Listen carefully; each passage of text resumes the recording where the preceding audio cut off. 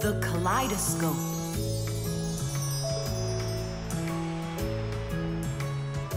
Tom Thomas, when are you gonna give me a peek at your new ball? I just can't wait.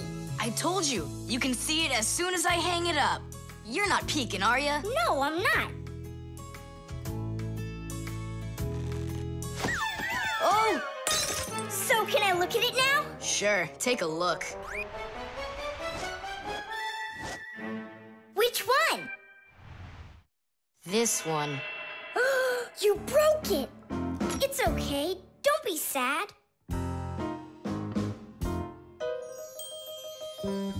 I know what to do.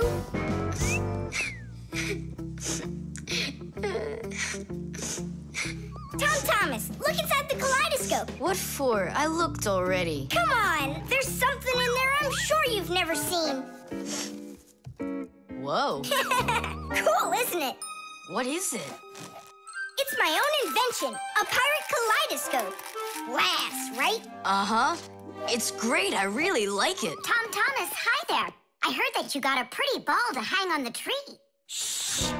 Can I see it? It's right there. Where? There. No. Oh, that's just terrible. Why'd you do that, Simka? Come on now, I just cheered him up. How? Tell me. With the kaleidoscope, remember what Grandpa's taught us? Do you know what makes a kaleidoscope have such beautiful patterns? Ah, it's because pieces of multicolored glass are tumbling around in there. And it's also because it has mirrors inside. Usually there are 3 of them, and they are arranged facing each other. That way, each piece of glass makes many, many reflections that create the kaleidoscope's beautiful symmetrical patterns. By the way, you can put just about anything you want inside a kaleidoscope, and each different thing makes its own special pattern. Yes, there are all kinds of kaleidoscopes. Some with buttons inside, some with flowers, and even some that are filled with insects. Once, a very rich man had a kaleidoscope made with precious stones inside. Yeah, it probably wouldn't have been nearly as beautiful if he had just filled it up with money. Tom Thomas, look inside the kaleidoscope. I already saw it. It's pirates. Nah, it's not about pirates. We changed it. Go on, look and see. Wow. You like it? A lot. Hey, what did you put in there? A few pieces of the ball that you smashed. It's even better for Christmas, isn't it? Mm-hmm. That didn't work at all. Merry Christmas! We came to take a look at that splendid new Christmas... What's wrong? Oh, don't even ask us that. I've got it!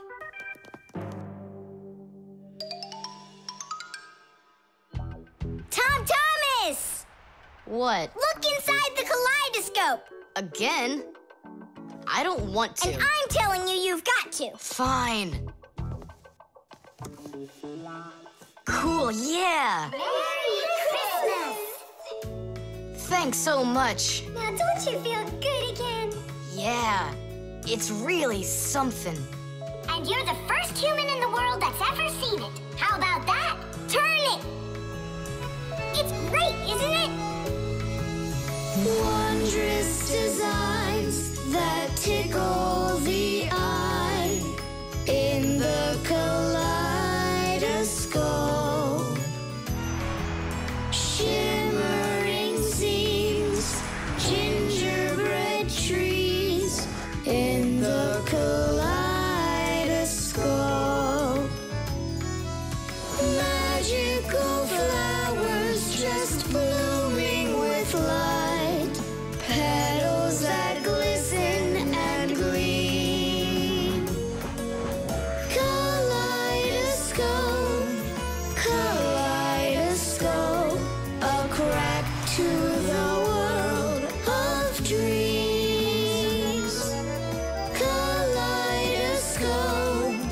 kaleidoscope, a crack to the world of dreams.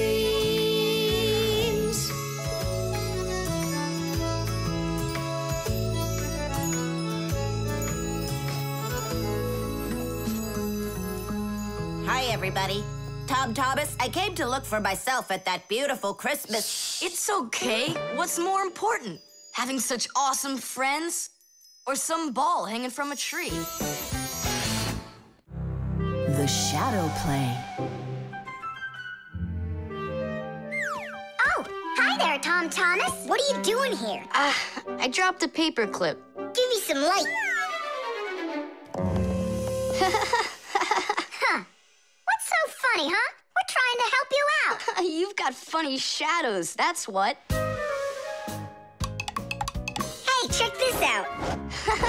It's an eagle. And Simka is a goose. She looks more like a moose. I do, huh? All right, and take that. You're like real actors performing in a show. Uh-huh. Actors playing a theater, you know? And we're just under a bed. And so what? How about we make our very own theater? A theater with shadows. Class! Tom Thomas, we need a piece of paper, a huge sheet. It's really quite easy to make your own shadow theater. You can make the screen out of a white sheet or a big piece of paper. Next, make sure the room is dark and shine a desk lamp at the screen. Now, to make the shadows, just put yourself or a cardboard cutout between the lamp and the screen. Your shadow or the shadow of your puppets will come to life. But make sure that the audience sits on the other side of the screen. The play will be much more magical for them from that side. Tom Thomas, light. Oh, wow, Simka, you look totally like the real Red Riding Hood. Hello, dear granddaughter. Hello, dear grandmother. Grandmother, what very big eyes you've got. The better to see you with, my dear. Nolik, come on, we're rehearsing. The wolf's voice is funny. Grandmother, I never noticed what very big teeth you've got. They're so much better to eat you with, my dear. Yum, yum, yum, yum. Let them out, Wolf, or I'll get them out, myself. Ha ha! You'll stop me with that little stick? Hey, that's not in the fairy tale. But in the fairy tale, it's a normal hunter. And what do you think I am? Look for yourself.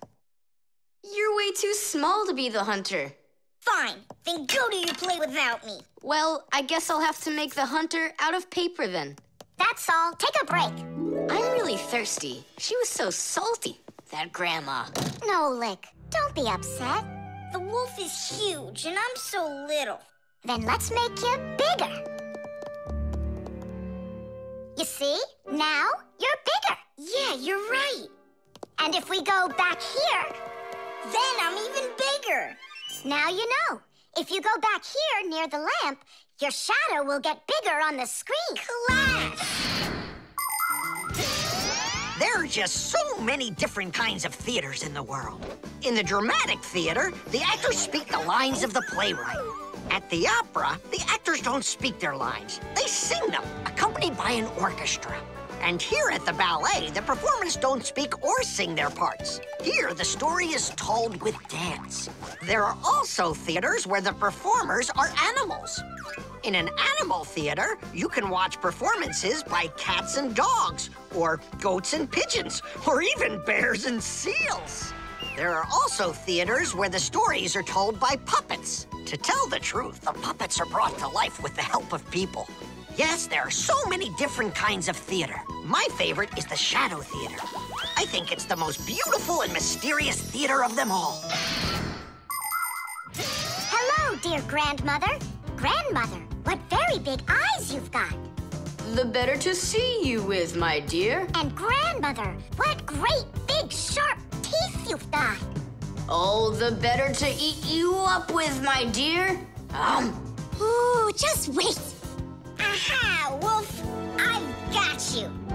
The hunter looks so strong. You're a hunter? Then where's your gun? Why do I need a gun? You're so tiny I could use a fly swatter. But I'd rather do it like this. Like what? With my bare hands. Way to go!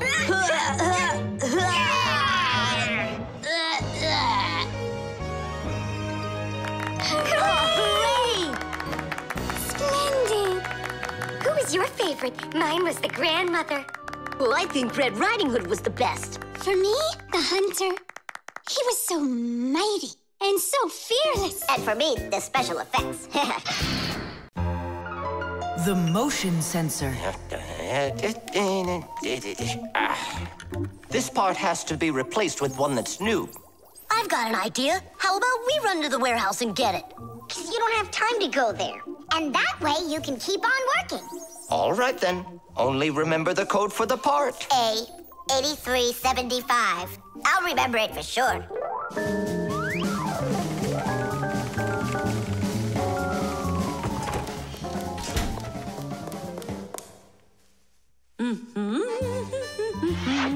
Why is Elisa always there at the wrong time? Do we have to wait till she goes away? What for? We'll sneak out behind her. Digit, did you find the part? It's here. Are we ready? Yeah, we're ready. Let's do it.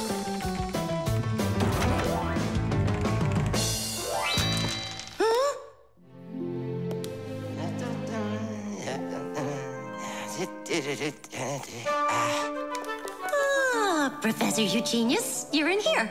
Do you know why this door just opened? And closed by itself? Of course I know, Elisa.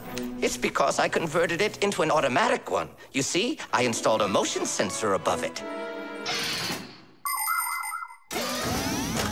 A motion sensor is like an electronic eye that watches everything that moves in front of it. Did you ever wonder how doors open by themselves at places like stores or at the airport? They open with the help of motion sensors. If the sensor sees that someone walks up to the door, it sends a signal to the door's electric motor. The electric motor opens the door and then automatically closes it after the person walks through it.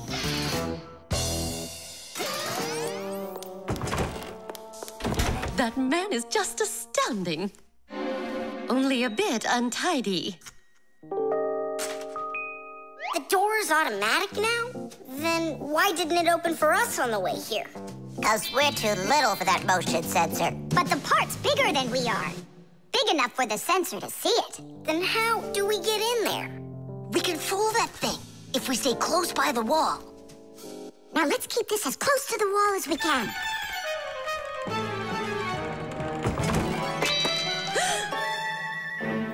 This door is a little too automatic. And these parts are here again. Didn't I put them away?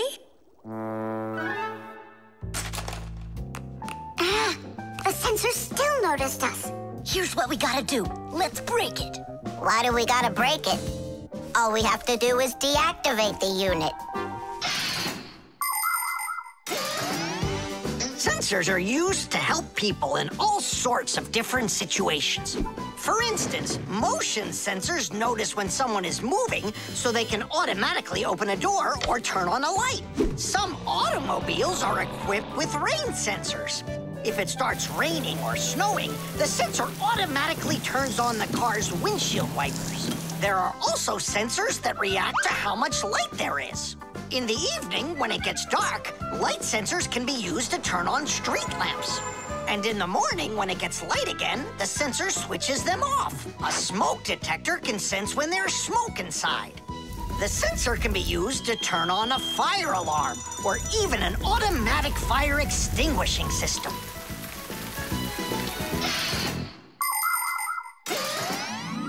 I turned it off. That should do the trick. Great job. Let's go.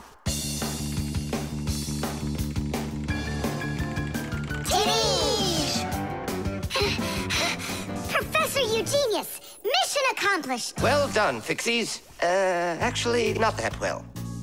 This part here is A7583. Uh-huh. And I asked for A8375. Digit, didn't you say you knew the code number? I did know it, but somehow forgot it. Digit, I can't believe that you forgot it. All right, we'll just have to go out one more time. Thanks, but no thanks. I'll get it this time. I forgot to warn the professor that we've turned off the sensor. And I'm afraid he's expecting that the door will automatically open up. Professor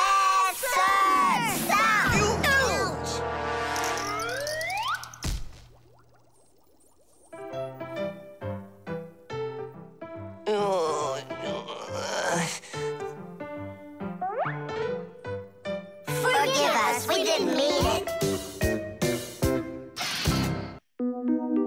The crowbar. Everything's fine here, too. I wish something would break for a change. It's already been a week and nothing's broken in here. Stop worrying. Everything breaks at some point. Well, nothing seems to ever break inside of this house. That's because we take such good care of it. No, Marcia, it's boring with no real work to do. We should move somewhere else. When Fixies graduate from school, they must choose the place where they want to work. Some will work at factories, and some on ships, and some in theaters, and some in hospitals, too. Fixies are needed everywhere. Now, Fixie families with children like to choose places that are a bit quieter. Usually, they'll settle inside of people's houses. It's not too noisy there, like in a factory, but there's still plenty of work to do. They need to check on appliances like computers, vacuum cleaners, telephones, irons, and washing machines. And Fixies always try their best. They just love being busy with work. And so if there's nothing broken in the house, Fixie families will move to a new place where there's much more work to be done. Nolik, did you hear that? I don't want to move anywhere. But think about the kids, dear. They've got their school and friends here. Do you like this friend of theirs? A human kid playing with Fixie kids. You know as well as I that it's just not right. All right, then. If nothing's broken down before the end of the day, that's all. We gotta move. Oh, no, I can't. Tom Thomas comes home the day after tomorrow, and we'd be gone by then. Pull yourself together. And I won't see him anymore at all? Nolik, I have an idea. What idea? If something happens to break down before the end of the day, then we're not moving. But what if nothing breaks? Calm down. We're gonna make sure of it. Simka, you're a genius. But how can we make sure of it? We're going to use a crowbar. A crowbar is powerful and simple. It's nothing more than a heavy metal bar with either sharp or flat ends. It can be very helpful for breaking through concrete or ice. It can also be used as a lever to root out a tree stump or move a boulder. If one end of the bar has a claw cut into it, then it's good for pulling out nails. Yes, sometimes the simplest tools are the most powerful ones. Do we have that tool? We've got our Pack-A-Mat, and it's got everything. Yay! In gadgets and devices, our work will never end. Appliances are fickle, they need a loyal friend. At morning, noon, and midnight of every single day. When there is an emergency, you know we're on our way. 1, 2, 3, inside we'll be to fix what's wrong, till it runs strong. 1, 2, 3, inside we'll be all day and night. We fix things right. How about you let me try? Go on. Nolik! What are you thinking? I'm doing like you were doing. No, you're not. Now I'm confused. First off, whatever you break's gotta look like it broke all by itself. Oh, I gotcha. And second, you gotta break it in some way that can be fixed later. Did someone say something needs fixing? Or am I hearing things? Papas, we just found out that the television's broken down. Are you sure? Yeah, and one of the keys on the keyboard is stuck. For real? For real, and the clock's not running either. Oh ho! Marcia, our life is getting back on the right track. Should we fix them? Yeah, what else? We are the Fixies. We live to keep on working, and work for us is fun. So we'll just keep on working, 'cause our work's never done. And deep inside of gadgets, if you look when it's dark, You might just see us race around like multicolored sparks. 1, 2, 3, Tadish! Inside we'll be Tadish! To fix what's wrong, Tadish! Till it runs strong. 1, 2, 3, Tadish! Inside we'll be Tadish! All day and night, Tadish! We fix things right. Tadish! Oh, that was a lot to do. You'd almost think that somebody broke it on purpose. Well, we didn't do it. It broke by itself. Yeah, this apartment still needs a lot of work. We shouldn't move anywhere. I like it here. So do I. It's the best. See, we don't need to go anywhere. The draftsman. Pew! Huh? What? Hi there, Tom Thomas. What are you drawing? I'm not drawing. This is called drafting. What's the difference? Tell me, is that a circle? Sure is. And that? It's a circle, too. Only it's a rounder one. Of course. That's because I drafted it with a compass. And now I've got a real target. So now I'll load my dart gun.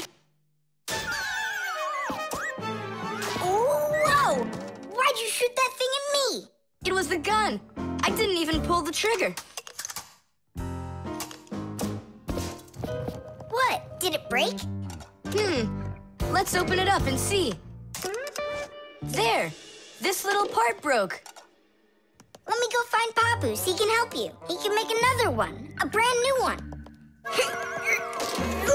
Wait. I can draft a technical drawing. Will Papoose understand how to read one of those? Are you kidding? Papoose is an expert at everything.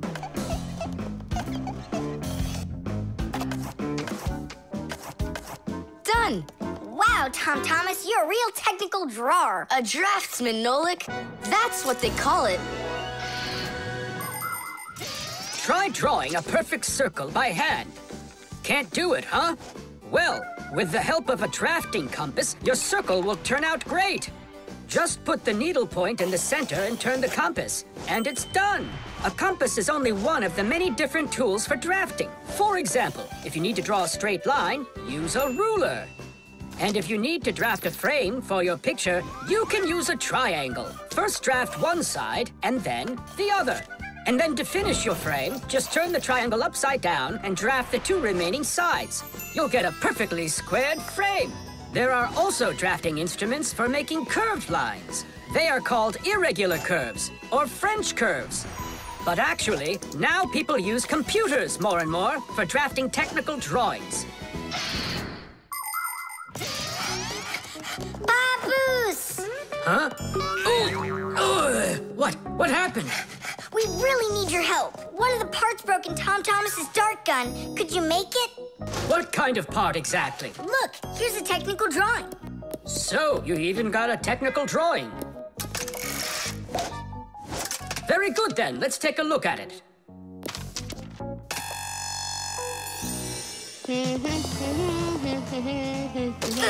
Here you go. Super. Let's see.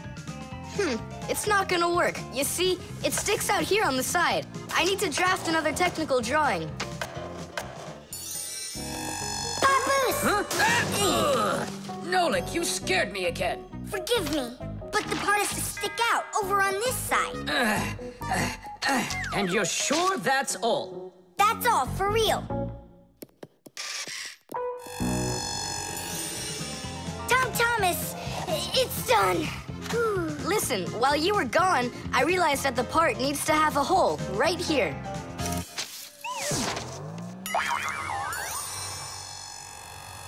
Papoose? Again? Sorry about this, but there's a hole in this thing, too. A technical drawing is a special kind of drawing. It has to precisely describe the thing that needs to be made.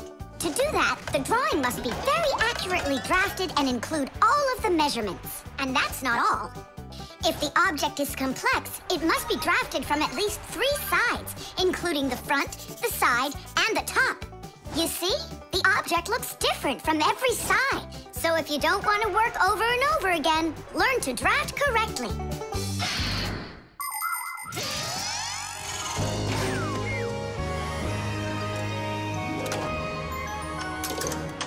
Kaboom. It works. Bullseye! And all thanks to our technical drawings. Yeah, after 3 tries, right? Some draftsman you are. Now I can draft all sorts of technical drawings. Even one of you if you'd like. No, don't bother. Hey! Great. That tickles. Now do me a favor in turn. Hey, what are you doing there? Just stop. What's going on? Now I think I got it. It's done. And what's that circle for, huh? That's the top view. You know what, Simka? That's what you really look like from up here. Nolik, take this over to Papus. He can use it to make another Simka. No thanks, Tom Thomas. For me, 1 Simka's enough. The talking doll. Well then, now you know what you need to do to fix it. Professor! Professor! Our lesson is over. I'm sorry to be a bother. No problem, Professor Eugenius. Our lesson's over. I've got an urgent matter. You see? You've got yourself a talking doll. Yes, only she speaks Japanese. The problem is I've been asked to get her to talk in English. We can teach her. It's a new technology. I'm puzzled. Don't you worry. We'll figure it out, Professor. Thank you, my colleague. You're always there when I need it. What would I do without you?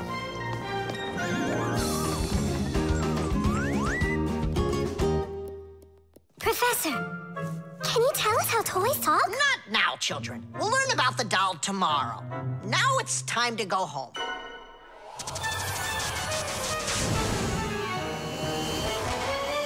I already know everything about that doll. You do? Changing her voice is so easy that anyone can do it. How? Here, come, I'll show you.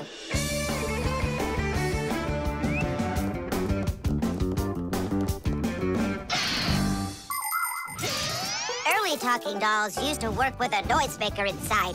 When the doll was turned over, air inside the noisemaker got pushed through a squeaker at the end of it, making a noise that sounded like the word mama. Mama. Funny. Today, the noises are recorded onto an electronic chip that's part of a little player inside of the doll. Just press a button, and the sounds start playing. So now dolls can say much more than just mommy or daddy. They can say anything at all.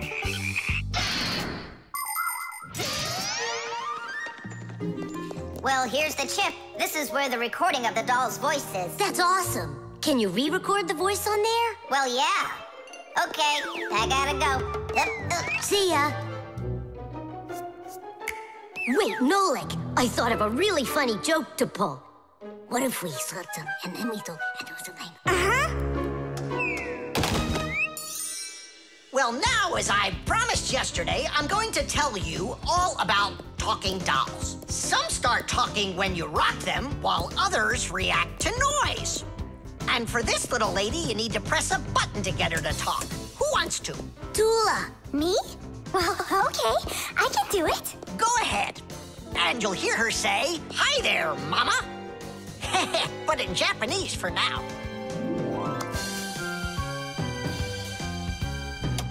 Tula. Tula? Is that Japanese for hi there? Tula! Why are you hiding a picture of Digit in an alpaca mat? How could she ever know that? Maybe you're in love? That doll is alive! They call that joking. I just thought of a better joke that we can play. Yeah. What? Tula, don't cry. She's not alive. She is alive. I'll tell you who did this horrible thing. It was Fire and Nolik. It's true, but now the joke will be on them. How? It's easy. All we gotta do is go. The smartest Fixie in our class is Digit. Sometimes I think that he knows everything about everything. Professor Grandpus has a lot of respect for him. Digit's always in thought whenever you see him, and he doesn't like when anyone distracts him. He just has no time for fooling around with the other boys. Digit prefers to solve problems using his brains and not his muscles. That's why he can have a tough time in gym class. But he's so sweet that it makes you want to help him. To tell you the truth, Digit isn't always great fixing things with his own hands. But no one understands technology better than he does. If something breaks, Digit can always figure out exactly what's wrong with it and the very best way to fix it.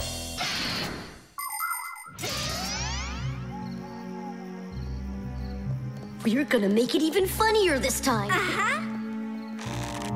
You came back? What? You troublemakers. Now I'll show you what happens to bad boys who hurt girls' feelings. Oh, you got scared. Who's crying now, huh? They probably thought that the doll came to life. You know what, Digit? I just started thinking that it might be better if she were alive. You know, Tula, you sure are hard to please. The Vent. Tom Thomas. Tom Thomas. Okay.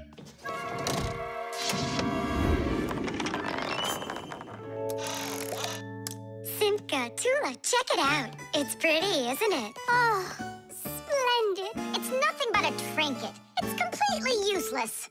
Useless? Look how well it matches my hair clip. Useful things are the kinds of things you truly need. For instance, like this rope ladder I've got. It's splendid. And where do you plan on climbing with this thing? Now, this mirror here is both useful and pretty. Oh, how splendid. Tula, you say everything is splendid. Well, here's something super splendid that I bet you don't have. Oh, what is it? It's a mechanical super claw. It must be just perfect for scratching your back. Now look what I have. A photograph of Vector. And he signed it for me, too. Are you sure that's Vector? You've got a photo of the bravest Fixie on the face of the entire planet? Yeah, and the most beautiful. Is it him for sure? No way. Let me take a look. You'll smudge it. You've been fooled. No. Yes. Jealous? You are. My photo! Oh, no! What was that? A draft. This is completely your fault. It's not my fault. It's your fault for bragging so much. Please, girls, stop fighting. Let's go find it.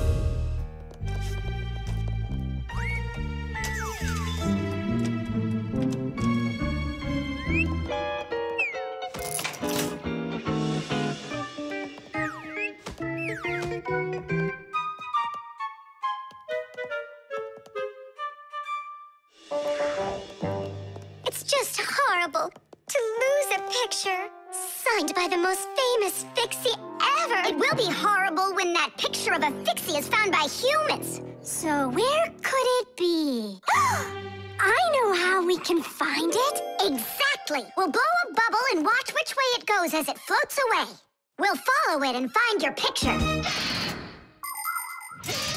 Do you know why you can blow bubbles out of soapy water? At the surface of any liquid, there's an invisible film that is very thin but very strong. If you want to see it for yourself, fill up a glass with water all the way to the very top. Now you need to take a coin and carefully drop it into the water sideways. Then drop in another coin, and another, and another. You'll see that the water doesn't pour out, but rises up and forms a hump. That's because the water at the top sticks together. Why? Because of a force called surface tension. Thanks to surface tension, water can form drops. It also helps us blow soap bubbles, because when we add soap into the water, the film gets even stronger, but still not strong enough to stop the bubbles from bursting. Okay, it's ready. Now we need to blow. Do it together. And... I don't think this way's gonna work.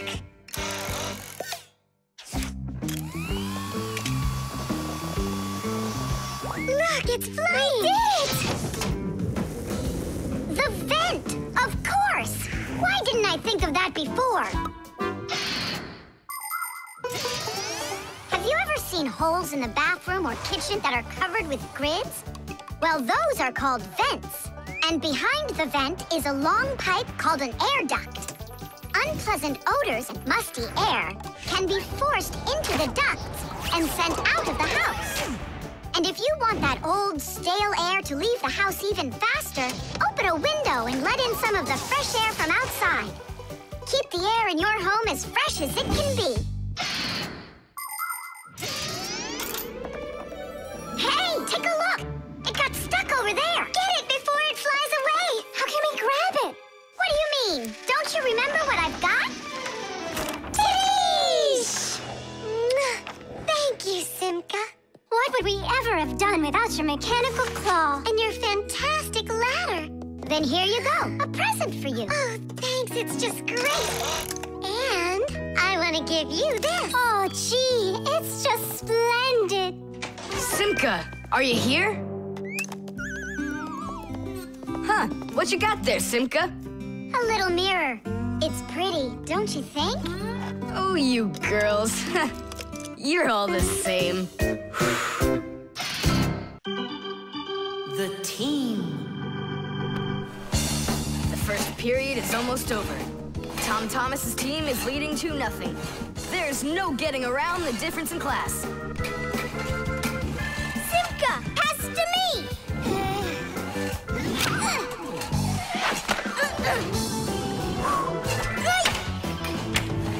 Simka, over here!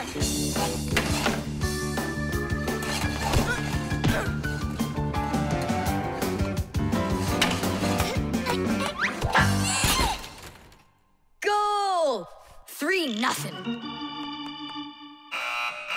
And that's the end of the period. Time for the teams to take a break. This isn't a fair game. There's 6 of these guys and only 2 of us. Go ahead and call your classmates. I'll still outscore you. You sure about that? Uh-huh. Well, Tom Thomas, you asked for it. Young Fixies take classes and study just like human kids. But Fixie schools are quite a bit different than schools for people. To begin with, there are no more than 10 students in a room. In Simka's class, for instance, there are 6, and the children don't study in one place. On one day, the lesson could be inside a refrigerator, the next day in a computer, and the day after that in a vacuum cleaner. This is the best way for Fixies to learn all about them and put their new knowledge to the test. But the most important thing is that they have to learn to work as a team and help each other. Stronger Fixies helping weaker ones, and older Fixies helping younger ones. This is a must for Fixies, because appliances are so very big that if we didn't work as a team, we little Fixies could never get by. As the second period is about to begin, our full team comes to the ice. Huh? Introducing the engine of our class, Fire! My motor's roaring. And now the brains of our class, Digit! Okay, what's the score?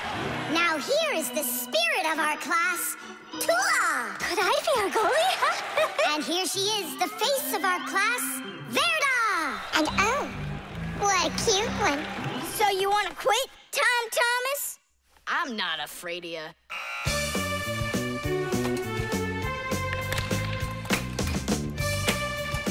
Nulik, pass! Shoot! I'm calculating the angle to use. Whoa! Oops! Pass it quick! Quit sleeping! If you're gonna scream at me, I'm not going to play at all. Wow, that's some team you got there.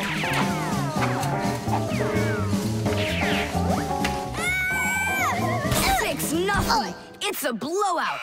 Now the intermission before the final period. We're missing something here. I can tell you what. You mean confidence? Calculations? Elegance? I know speed. What's missing here's teamwork. Simka, you're right. It's one for all and all for one. Then here's what we're gonna do. We got it!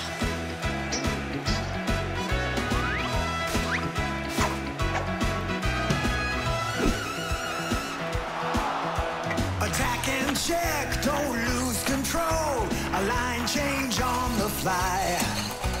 The clock is zooming towards the goal to score and break the tie.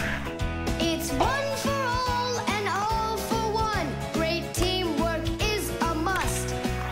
Let's go and show 'em how it's done. This game was made for us. Hockey's our game. Hockey, hockey's our game. Hockey, hockey's our game. Hockey, hockey's our game. Hockey's our game. Hockey, hockey's our game. Hockey, hockey's our game. Hockey, hockey's our game. Hockey's our game. Hockey, hockey's our game. Tell me again, what's the name of our game? Hockey. I can't hear you. Hockey. Oh, hockey's our game. Hockey. Hockey's our game. Hockey. Hockey's our game. Hockey. Hockey's our game. Hockey. I love that hockey. Hooray! We won, Tom Thomas. What do you say now? How did I get creamed like that? 'Cause you're by yourself here, and we are a team. Team! Reflexes. Add this to that. Now what do you get? 3. Don't you remember?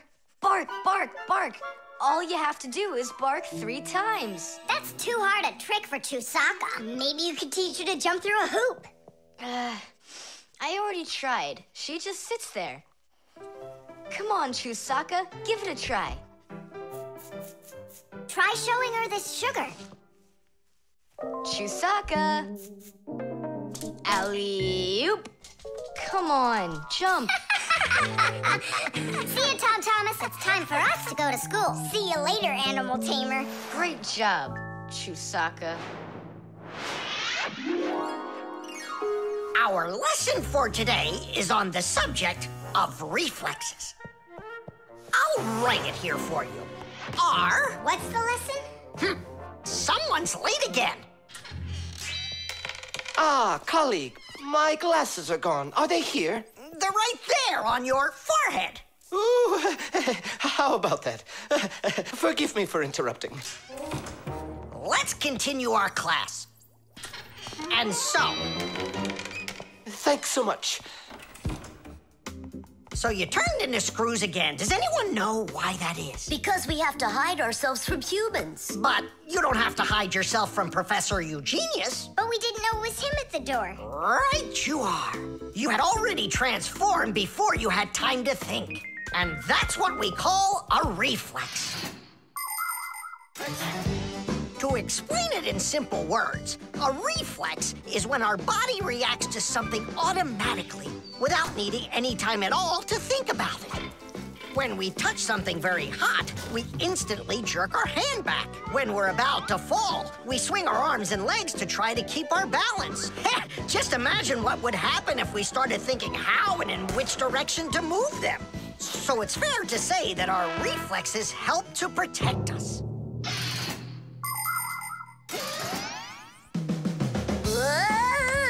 No kidding. They protect us. My nose itches.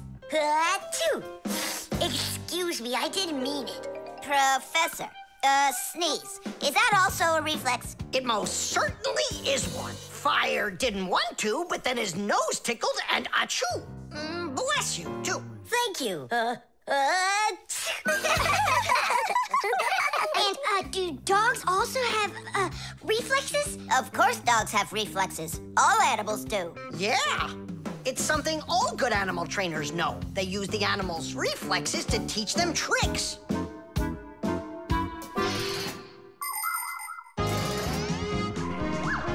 Many humans teach their pets lots of commands, like to bring a ball, to count, or even to dance. But to train a pet, you gotta know what to do. A good animal trainer always has plenty of treats handy.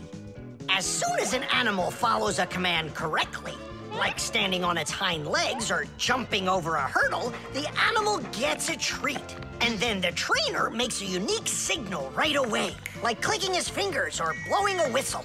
After repeating this training over and over, the animal develops a reflex. Once it gets the signal, it carries out the command and then gets a treat.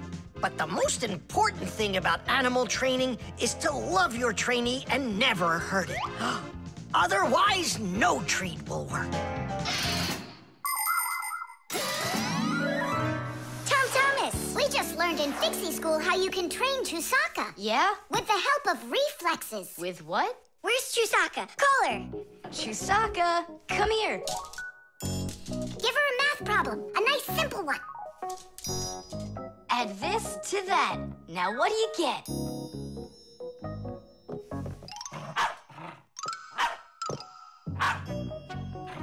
It's a miracle! 3! You got it! No, it's not a miracle. Science is what it is. You know how Chusaka barks whenever she sees a Fixie around. That's what we call a reflex, you know. I understand. And do you know how I can teach her jumping? Well, we didn't figure that out yet. Wait a sec, I know how. Chasing Fixies. Isn't that one of Chusaka's reflexes? Probably, although... Great, so let's go and train the dog. Nothing's ever too much for a good friend. Chusaka.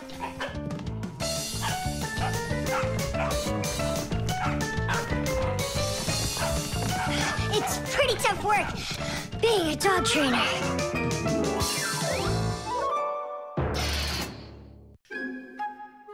Batteries. Oh, my little lemon, just you wait. One day you'll be a strong and splendid tree. She's talking with a flower pot. Oh, you scared me. Do you like it? Like what? My seedling, don't you see? It will grow into a huge tree. And there, amongst the green leaves, will be beautiful yellow lemons. Class! From that thing? Lemons? Oh, yeah. It'll grow into a tree. All it needs for that is to gather energy. Get energy from where? From our sun. The sun? It'll be so slow. Oh, batteries would be faster than the sun. Batteries? I really don't think so. Tula, do you know how much energy they have?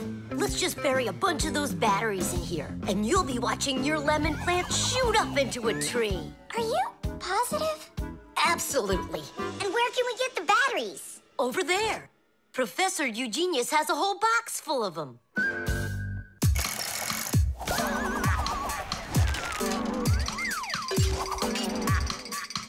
Batteries, batteries. We use them every day and need them by the ton. Batteries, batteries. They give power to appliances so they can run.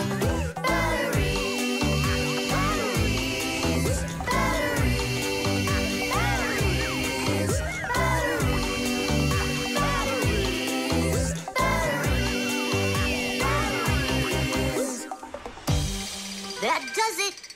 We'll be seeing the first lemons before the week's over.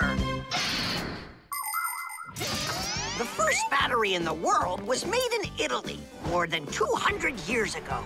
When two different kinds of metal were placed in salty water, electricity started flowing through a wire from one piece of metal to the other. Many years have passed since then, but batteries still work in pretty much the same way. Today, you can find batteries being used for electricity just about everywhere. Tiny batteries are used inside of wristwatches, while big batteries can power cars and even ships. With new batteries being produced by the millions, we have to think, how should we get rid of the old ones? You can't just throw away batteries because they'll poison our soil and water. The best way to dispose of batteries is to take them to a special collection station that sends them to factories for recycling. Yes, it's a terrible idea to bury batteries. You can kill any plants that are growing there. And this is the very reason why Professor Eugenius puts all of his used batteries in that box over there, so he can dispose of them properly. Hey, where are they? Oh, my seedling, we harmed you. What? Where are the batteries? They're in the flower pot.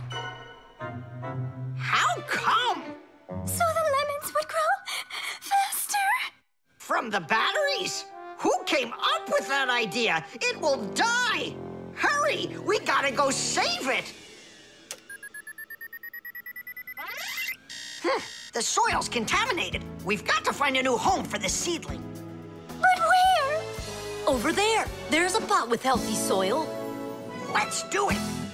Batteries, batteries. They come in different sizes, shapes, and colors too. Batteries, batteries. Could be yellow, might be green, or maybe red and blue. Batteries, batteries, batteries, batteries,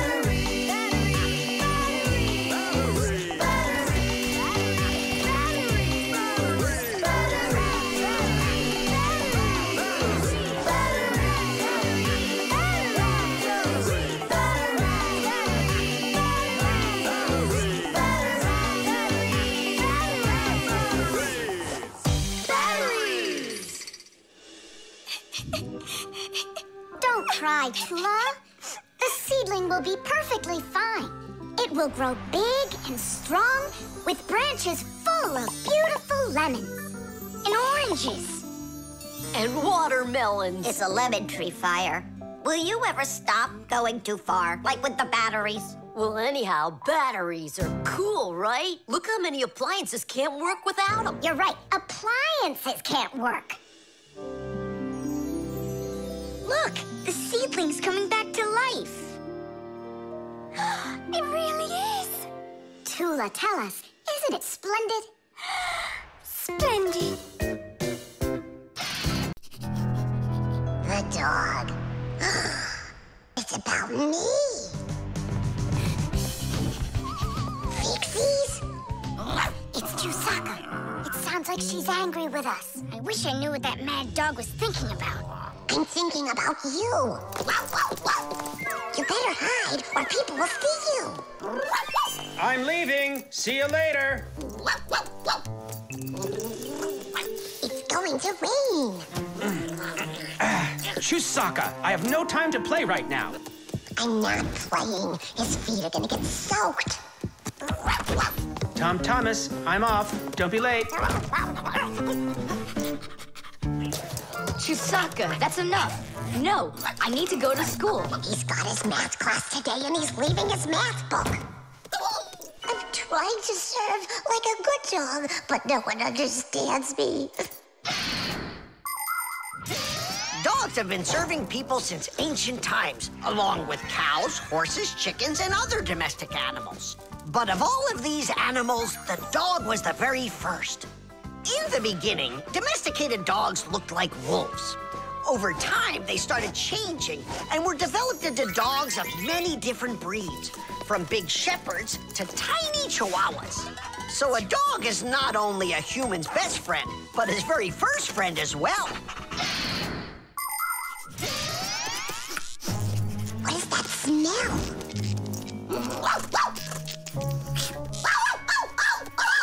Simka, come on out. I see you. Nolik, jump down. Oh no, we're trapped in here. Alert, something's burning over there. Why won't they listen? I think she's going to eat us. Together with the box.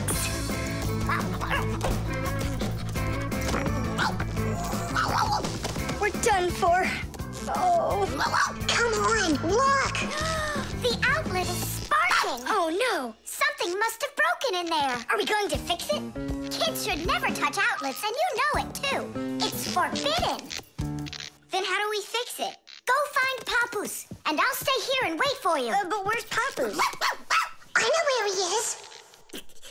I don't know what she's barking about, but I think Chusaka wants to help us. Then come on, Chusaka, help us. Woo!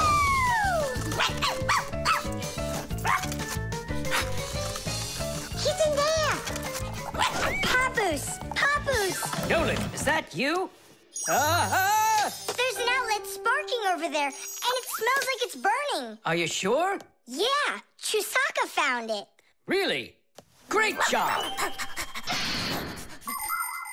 There are many kinds of service dogs. Dogs that help people by carrying out a wide variety of different jobs, like protecting a house or a flock of sheep if the dogs are shepherds. Some working dogs help guards protect their borders, while others work for the police.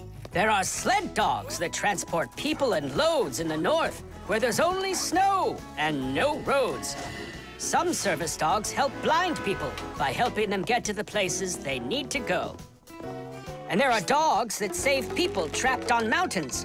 And that's not all. Dogs went up into space before humans. But don't think that dogs are just given these jobs. Oh no, like humans, dogs study for a long time before they're allowed to take on serious work.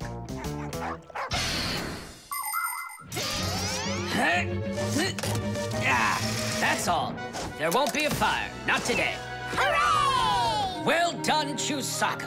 You're a real service dog, no doubt about it. Yeah, I'm working. I'm a real service dog. Chusaka, go away. I've had enough of you already today. Don't say that, because this working dog just saved your house from burning down. What do you mean? She smelled smoke coming from the outlet. It could be that Chusaka means well and wants to do the right thing, but nobody understands her. That's a bit hard to believe. Then what's this book? Oh, my math book. That's where I left it. Remember how Chusaka wanted to make you take it to school this morning? You're right. Atta girl, Chusaka. Well done.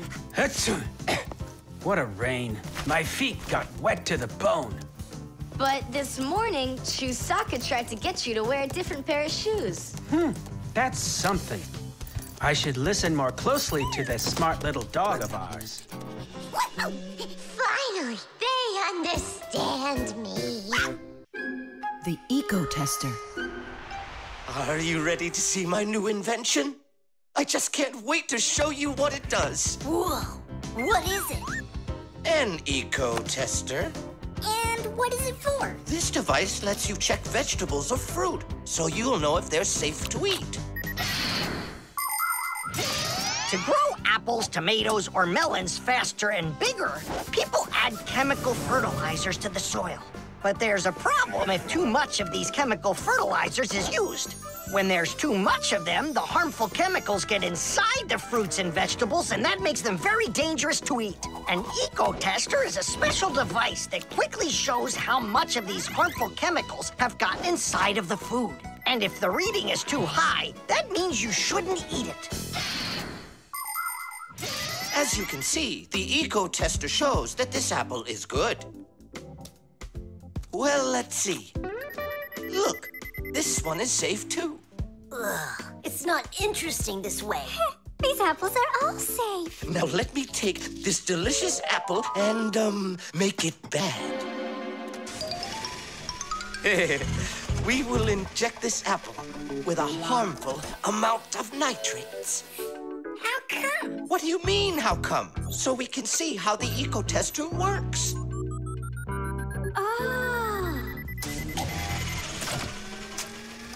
Whoa! Aha! So you see, the Eco Tester clearly shows this apple is poisonous and can't be eaten.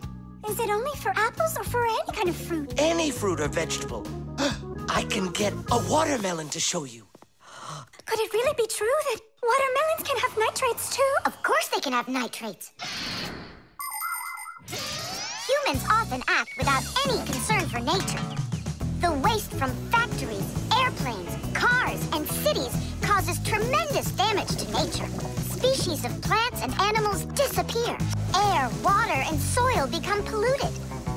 And many other kinds of ecological problems appear. And humans shouldn't think that ecological problems are just nature's problems. Because when humans harm nature, they are also harming themselves. People breathe in the dirty air, drink polluted water, and eat food grown in soil contaminated with chemicals. If humans don't want to drink milk filled with poisons, and they want to eat ecologically clean fruits and veggies, then they must learn to treat nature as their friend.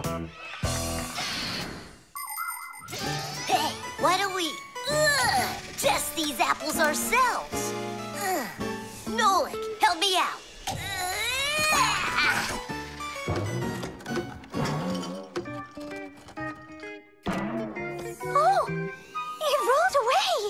I don't care. That apple's poisoned with nitrates. Oh, apples.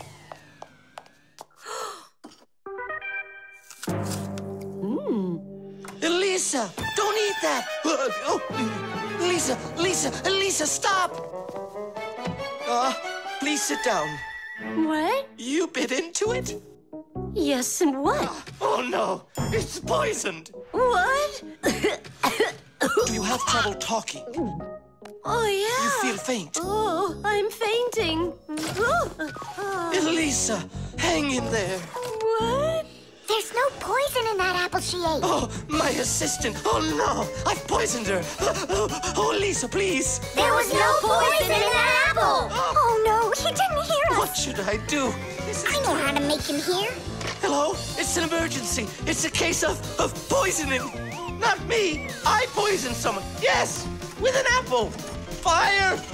Poison. Oh.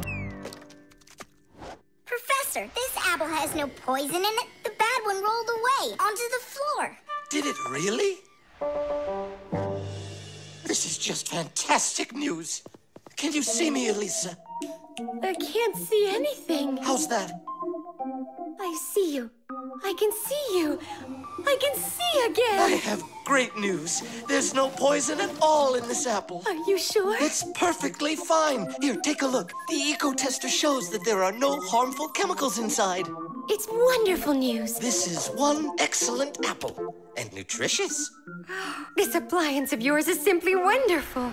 Now she'll say he's a genius. Professor, you are a genius. Thank you for saving my life. Oh, it was nothing. Actually, it was Nolik. He saved her life. I did? Dropping the watermelon was your idea, wasn't it? Ah, you're right. I saved her life. The laboratory.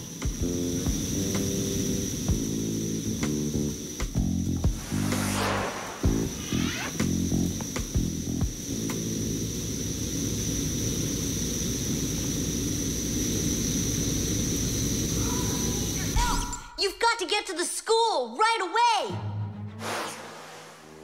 What did he say? That we've got to get to the school. How come? Did you hear why? I didn't, did you? I wonder if Simka didn't go to school today. Or if Nolik got into some kind of mischief. Oh, I'm worried this is something serious. La la la la la la. And that's 5, 6. I like this hairstyle. 7, 8. Hi there. Hello, Verda. Where's Grampus? I'm not positive, but go and look in the chemistry area over there. Over in chemistry? Tell us, was Nolik doing anything wrong today? Nolik? He's always fooling around. Right. So we're not here for anything Nolik did. Maybe something awful happened to him. Like what? Well, how about anything? This isn't just a school for fixies. This is a laboratory.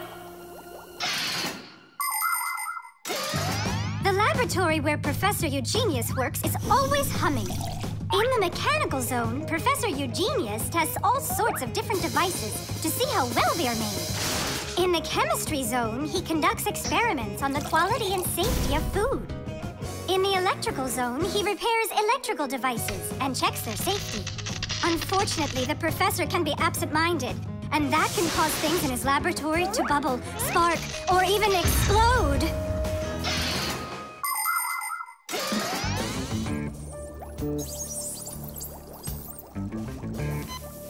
Marcia, there's nothing to worry about yet. But how can I not worry? Digit, have you seen Nolik anywhere? Do you know if anything's happened to him? This is a laboratory here. Who knows what could happen to anyone? Like what? What are you saying? Like that. I told you, things happen here. And where? Let's go, quickly! Marcia, no need to panic. Tula, where is so good you're here? We really need your help. What is going on? Oh, there! Oh, wee! Grampus! What? Where? In the mechanical zone, there! And Simka and Nolik? There! They're all there! Oh, my children! Don't lose your head. Oh! Oh! Marcia is my wife and the mother of our children, Simka and Nolik. Marcia is a real beauty, a kind and gentle soul, and a wonderful homemaker. She is also a very responsible and extremely skilled fixie. She is our family's expert in kitchen appliances and gadgets. Marcia works from morning till night, fixing and cleaning anything that is in need of her expert care, because she just loves when everything is clean and tidy. But most important for Marcia are her children.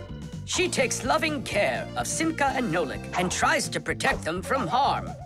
Marcia worries about them so much that sometimes her imagination gets carried away with what might have happened to them. Although our little Nolik can get himself into situations that even Marcia could never have dreamed of.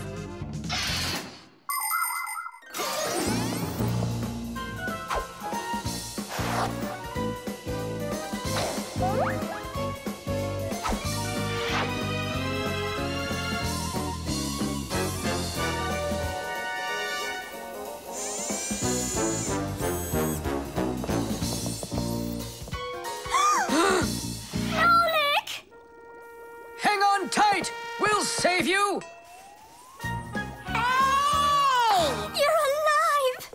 What's going on? I don't need to be saved from anything. So it's Simka we need to save, not you? I don't need saving either. I'm fine. And what are you so worried about? Everyone's alive. Then why did you make us come here?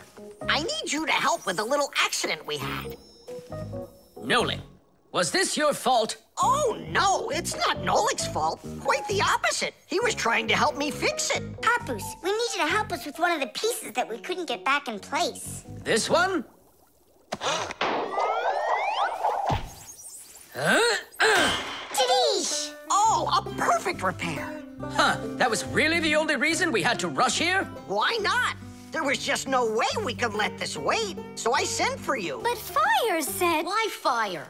Why is it always Fire? How come you had to scare us so badly? I'm not the one who scared you.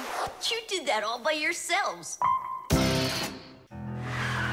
The airbag. We're gonna be late. We'll make it.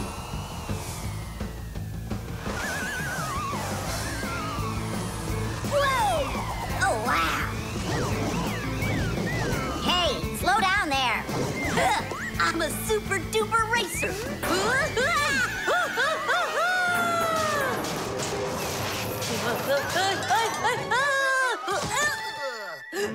Well, Fire. Again, risking your life. And super racers like me can always count on luck. You know, Fire, counting on good luck is stupid. It would be better if you would keep your mind on safety.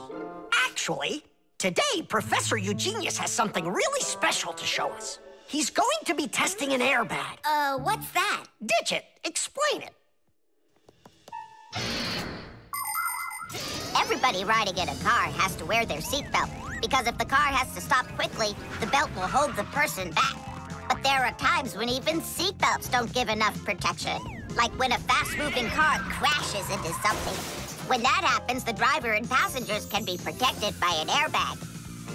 You can't see them when they're folded up because they're hidden, but if the car is in a crash, the airbags blow up very quickly, and the person bumps into the bag instead of banging into the steering wheel or flying through the windshield.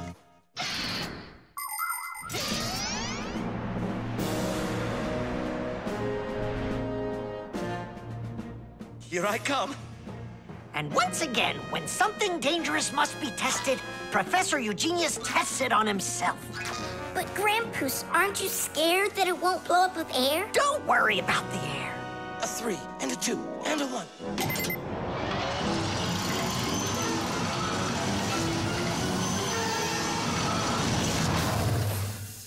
The airbag filled up in an instant. Did you notice? Yeah, but how does it do it? There is a chemical inside of there that quickly burns and instantly turns into a gas the moment the crash takes place. The gas fills the airbag, and there you go. Did I explain that right, Professor?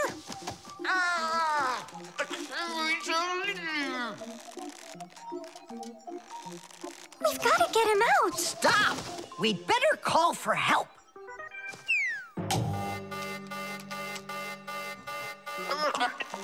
Professor, do you need some help?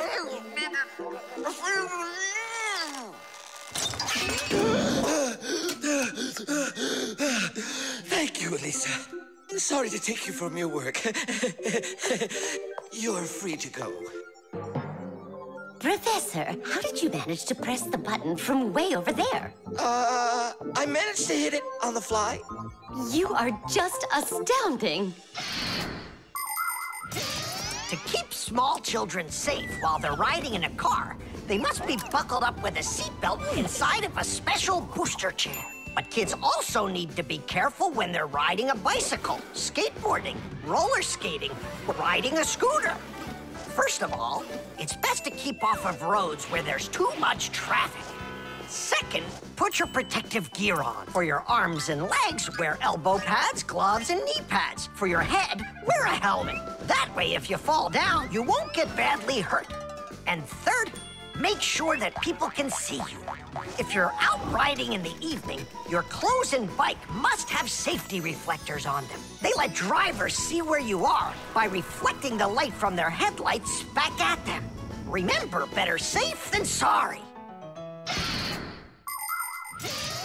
Here we go. Well, I hope this time I've got it. Should we call his assistant right now, just in case? Let's just wait and see. Ready, set, go! Grampus, he needs to be rescued. No need. I made a change to it. Now the bag not only inflates automatically, it deflates itself as well. Splendid! As you fixies say, Tish! Today's lesson is done. Hooray! Come on! Where's my fixie board? I've got your fixie board, Fire. Here you go. I just went and equipped it with an airbag. Really? Ha! How come? You know I'm a super racer. See? Woohoo! And that's why I installed it. Super racers don't need airbags. We never, ever.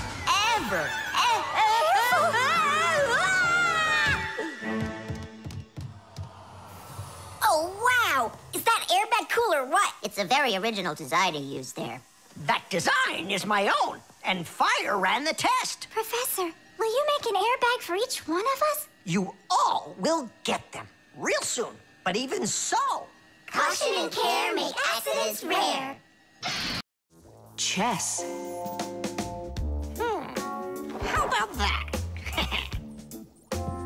then I'll play my pawn. And I'll play my pawn. Grampus, we need our spool, and it's missing. Oh, congratulations. Professor, have you seen it anywhere? The spool? I haven't seen it. We're playing chess, can't you see? Do you like board games? Like dominoes, for instance. Just about everybody has played it. But do you know where it came from? Dominoes was invented by the ancient Chinese. They made tiles and decorated them with dots like on a pair of dice. And this is a game that looks a lot like checkers, but it's a lot more challenging. It's called backgammon. Backgammon originated in Persia, and from there it spread all over the world. But the most challenging game of them all is the game of chess. Chess was invented in India, and today the game of chess is loved in every country. It's played by adults, by children, and even by computers. Chess is a real sport. But the most important thing for playing chess is not the power in your arms, but the power in your brain. Hey, look, I found it! Yeah! Hey, what's going on? That's our spool. Please let us take it back. There's something we have to do with it. But we're using it. Can't you wait? It's a replacement for the missing pawn. Oh, Nola can work for a while as the pawn's replacement. Yeah! I can do it. All right, you can take it. And you stand right over here. 1, 2, 3, up we go! Class. So how do we play? You're going to play for the whites. And now I'm going to capture your knight. And we're gonna knock over yours. Take that. Whoa, whoa, whoa, young man. Slow down. It goes back here.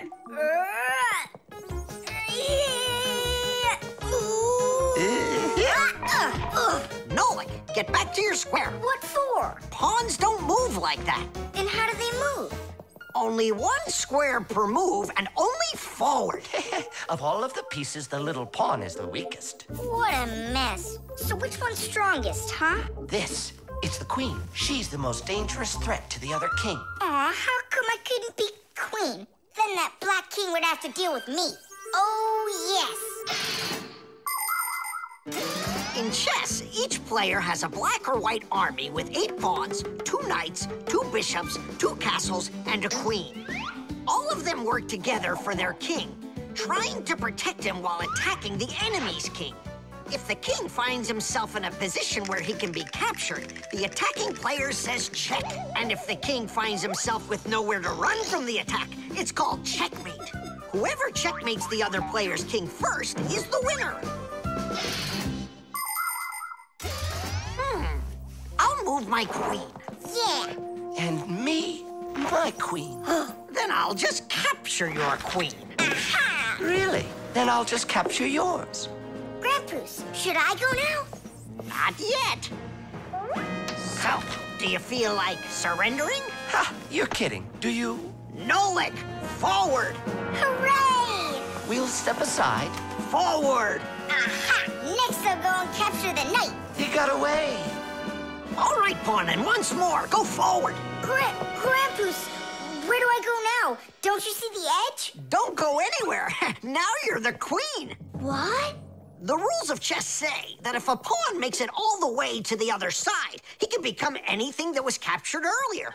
Hooray! Then I'll be the queen, and I'll be the strongest piece in the whole game. Hey, queen, get back here. In case you don't know, this isn't over yet.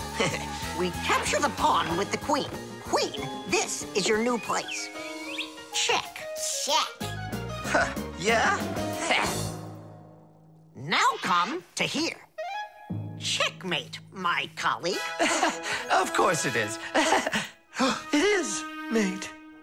Yeah, I lost. Hooray! Tadish, tadish, tadish! Professor, we found the missing pawn for you. So that means Nolik can leave with us. I'm not going anywhere with you. Chess is the greatest game you'll ever play in your life. Oh, you should have seen how I put Professor Eugenius into checkmate. Really? Well, Grandpoos helped me a little. Actually, it was Grandpoos telling me where to move. But I'm the queen now. The disguise. Ugh, good. Tom Thomas, why do you need a second aquarium? Especially without any fish. First of all, it's a terrarium.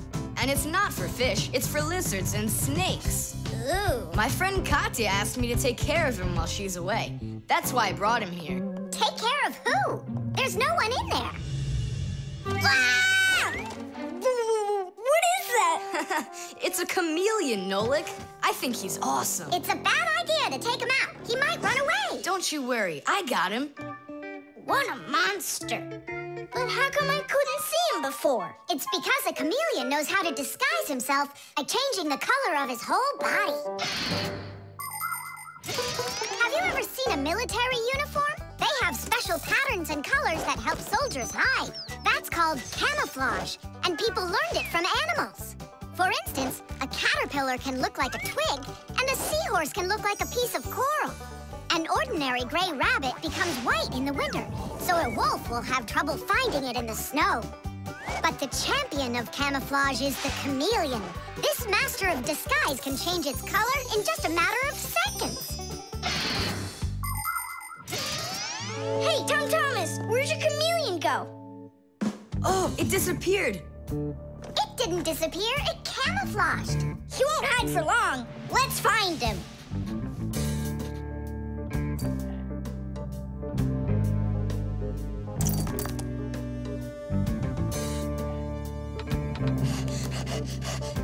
Chusaka, have you seen the chameleon? Where is he?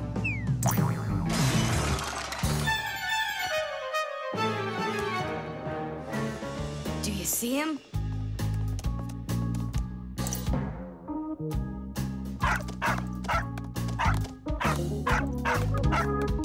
No, he's not gonna let us catch him. We're gonna have to trick him into coming to us. Uh-huh. We can set a trap with something that he likes. What do they like, I wonder? What else? They're food. And what do chameleons eat? Well, like flies or caterpillars, roaches. Where's the fly gonna come from? Well, what if... What? Oh, Simka, just you wait. I'm gonna get you. Hey, we've gotta help Katya. You don't see the caterpillar complaining. Quiet. Nolik, you start buzzing. Buzzing? Yeah, like a fly. Yeah, and flap your wings, too.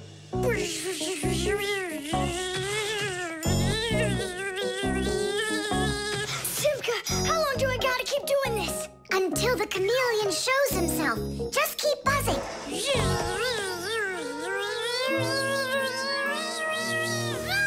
Tom Thomas, there he is. Grab him.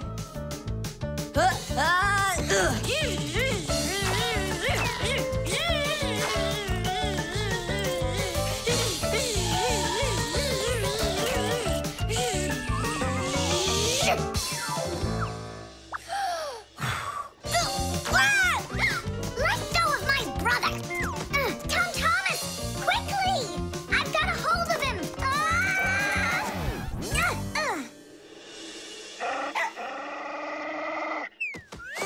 Yep, I gotcha.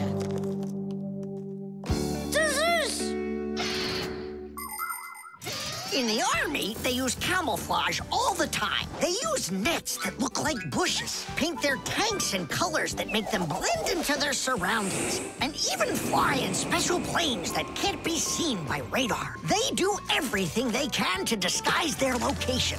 But it's not just the army that uses disguises. Photographers camouflage themselves to take pictures of wild animals.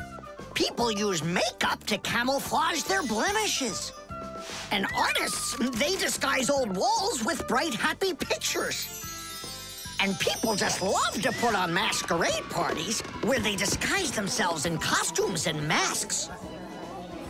And of course, Fixies have their own great disguise. Remember?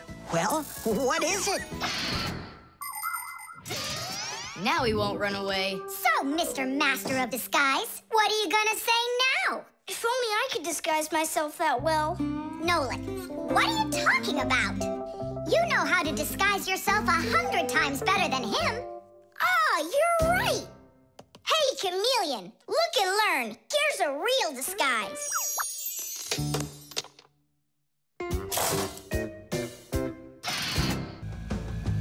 The catapult.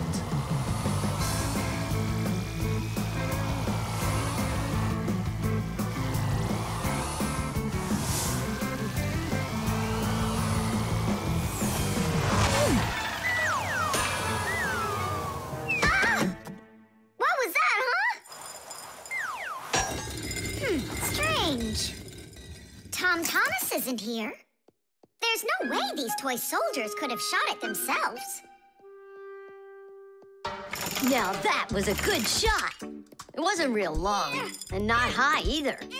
And off target. It was pretty awful. It was good, but awful. I got it. So what do? We need to raise it up a little higher. Hey, Fire, Nolik. Why in the world would you shoot at a Fixie? Fixies, they're supposed to be in school right now. Actually, I'm on my way to school. How about you, Fire? Why aren't you in class? Because there it's totally boring. But here, look at what a cool shooter we found. Ha! What did you call it? You've got no idea what this is. It's called a catapult, guys. A cat with gold eyes? It isn't a cat with gold eyes. It's a catapult, guys. Catapults are ancient propulsion machines. They were used to shoot stones, heavy arrows, or barrels with burning tar. The main part of the catapult is a special piece of rope. It is twisted very, very tightly like a spring. The rope is then wrapped around a big spoon. And then, if you pull the spoon back, put a stone in it, and let it go, the catapult fires a shot. Ooh, and the stone flies far, far away. Uh-huh. All right, so here we go. Ha! Came up short. What do you mean short? What are you aiming at? You'll see. The spoon needs to go further back. Just a little. Guys, you're gonna break the glass. Nolik, now push. All right. Yes, right on target. Now let's fly out into space. Wait, what space? What kind of flying? Who's gonna fly? I'm gonna fly. Right out the window. Right up to the moon. First fixin' onto the world, Nolik. Are you ready for your flight into space? Yes, sir. Nolik, get out of the spoon now. I'll be the first fixie on the moon. Yeah. Nolik, enough of this. What kind of joke is this? It's not a joke at all. He's gonna fly into space. And how come it's not you? Because he's lighter. Hold on. Humans didn't go straight into space themselves. They sent dogs out there first. Nah, Chusaka's not gonna fit in here. Simka, why don't you go and let us finish? Fine, I will go. But only after Nolik finds himself a helmet. You're right about that. I'll go find a helmet.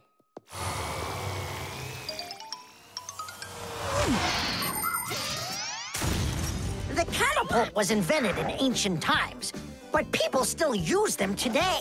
Only now, instead of launching stones, catapults are used to launch jet airplanes. You see, the runway on an aircraft carrier is quite short, so catapults are used to help the planes move fast enough to take off.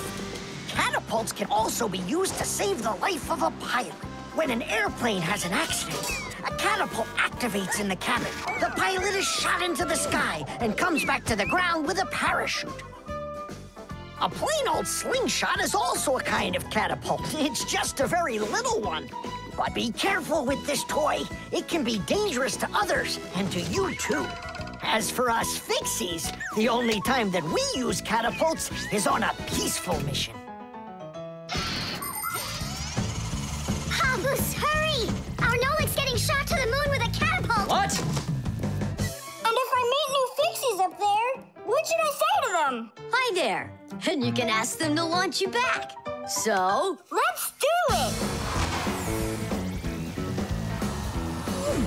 Fire! Launch it! Stop! Don't! Simka! Nolik! I'm not getting out!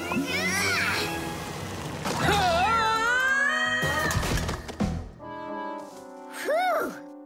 We're alive! Hooray! He flew all the way! Who flew away? To the moon? Nope, just a bit short. It's not our fault. You're just heavier than Nolik, and that's why you came up short. Papoose, maybe we can try one more time. What?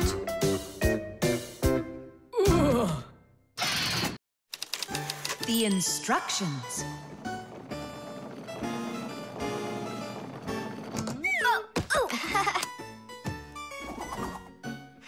It doesn't work. Try putting it in the other way. Did you read the instructions? Why would I? Instructions are for dummies. Yeah, instructions are for dummies. All right. Oh, what's going on? Whoa! My battery! Instructions teach us how to do things right. Instructions for a piece of furniture explain how to put it together. With the instructions for a television, we can adjust the picture and sound the way we like them. Printed on a box of oatmeal are the instructions for how to cook it. The instructions for medicines tell us what the medicine is for and how to safely use it. So always read the instructions if you want to do things right and avoid a lot of problems. I found it. Here it is. Here you go, Tom Thomas. Whoa. We got your new chair, but it has to be assembled, and I'm afraid it'll be a little bit difficult for you. No, it won't. Don't worry, Dad. I'll do it. Finish before dinner, and we'll get ice cream tonight. A creamsicle. 2, okay? First, assemble the chair. Tom Thomas, can I help you put the chair together? Come on. Hey, first you two need to read the instructions. Simka, stop being such a bore. What, like I haven't seen a chair? Or like I haven't seen a chair?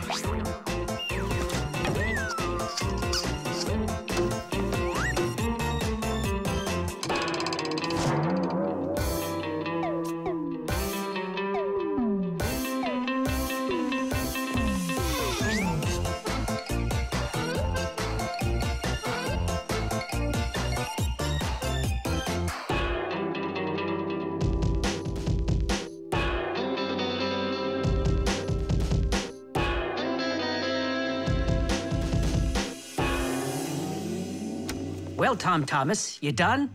Dinner's ready. Let's go. Oh, Dad, no! I need another 2 minutes. Simka, help me. How? What does it say I have to do in the instructions? Ah, I thought you could do it without him. All right, I'll help you. Let's see. Take this part over here and that one over there. Nola, get a screw. No, the longer one. It's over there. The very first stools and benches appear as far back as ancient Egypt. The pharaoh's stool was special because it had a back. It is thought that the pharaoh's stool was actually the first chair. For a long time, a chair was considered a luxury. Rich noblemen would bring their own chairs to parties. And the more important the man, the higher the back of his chair. It wasn't until the 19th century that chairs became part of every house. Today, there are just so many different kinds of chairs. There are wooden chairs, plastic chairs, metal chairs, chairs with legs, chairs with wheels, folding chairs, baby chairs, just all sorts of chairs. Well, how could people sit down at the table with no chairs? Ooh, I think we'll make it. Screw it in, quickly. Nolik, we need one more screw. But there aren't any. There is, you gotta find it. I already looked everywhere. Tom Thomas, time's up. Nolik, you have to help. How? Just for a minute, that's all. Turn into a screw. If it's only a minute, I'll do it for you.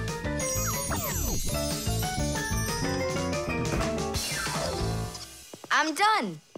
You built it. Huh. Great job, son. Mom, see how I won the bet. Can you believe it? He put the chair together. You're so brilliant. Go on, have a seat. Oh! Whew. Now I see. You missed a screw. But I screwed it in. It must have, what? Must have what? Look, here it is. Now this screw's not going anywhere. And that ice cream you won? Well, you just lost it. Well then, Mr. Chair Builder, time for dinner? Yeah, in a sec. Where is that Nolik? He ran away. What a traitor. No, he's not. He promised you he'd become a screw for just a minute. And the minute was up. Well, where is he then? Over there. He's studying the instructions for the clock. Hey, Tom Thomas, it says that we put the wrong kind of battery into the clock. We should have used that kind. You see, Tom Thomas? If you don't want to be a dummy, instructions are for you. The Fixie Phone. Tom Thomas! Huh? Try to guess what we have with us. You guess what I have. A banana. A race car. No, not that. Chocolate. A pair of socks. Ha! Do you give up? My dad bought a new phone for himself and gave me his old one. He said I can keep it. Oh, wow! And what have you got? Look! Ah, you got a telephone too. It's better than that. This is a Fixie Phone. Papu's got himself a new Fixie Phone. And he gave this old one to Simka. And can you make calls on it? Take a guess. Come on, let me show him.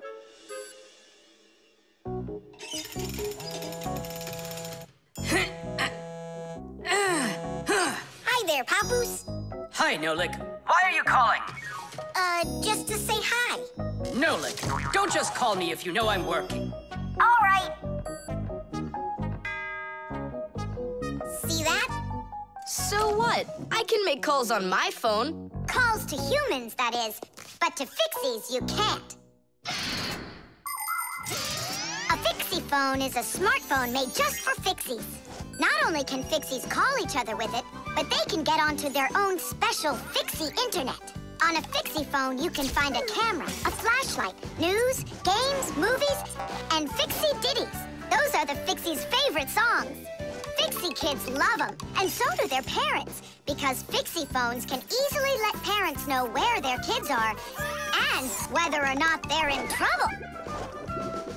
Over the years, humans have learned how to turn telephones into mobile phones and mobile phones into smartphones. They use them to call each other and to go onto their internet. A smartphone is almost as powerful as a computer, but they still have a long way to go to be as good as Fixie phones. Yeah, that's really cool, guys. Only this phone does the same. But can your phone do this? Take a look over here. You mean here? It's just a mouse. And now, look here. Whoa! But he's not on there.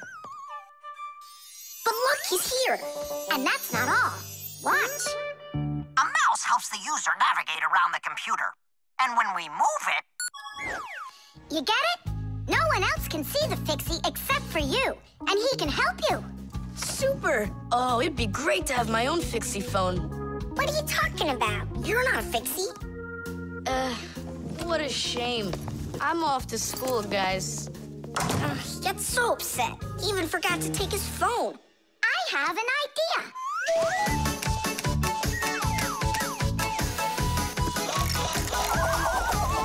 My smartphone's my best friend. I love to hear it beeping, so I keep it by my side even when I'm sleeping. Bing bong all day long, bing bong all day long, bing bong all day long, even when I'm sleeping. With my phone I play alone. I don't need my brother. Soon they'll make a brand new app to replace my mother. Bing bong all day long, bing bong all day long, bing bong all day long, to replace my mother. Check my mail, send it text 1,000,000 times an hour. I forgot to plug it in, now I'm out of power. Bing bong all day long, bing bong all day long, bing bong all day long, now I'm out of power. Bing bong all day long, bing bong all day long, bing bong all day long, now I'm out of power.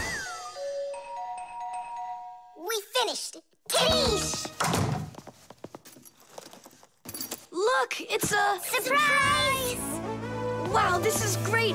Now I've got my own Fixie phone. It's just like you've got. Well, pretty close. Tom Thomas! Tom Thomas, let me use your phone to call myself. I need to find my phone. Oh, wow. You've changed everything in here. Where am I? I guess I'm Papoose. Huh, what a funny name you came up with for me.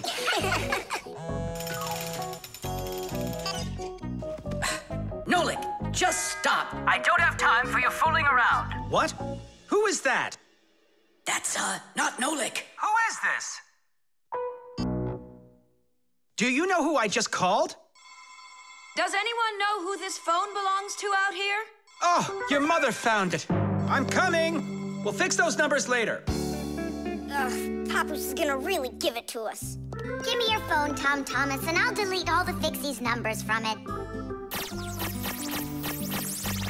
But how can I call you up then? Why would you have to call us? We're always close by. The baby monitor.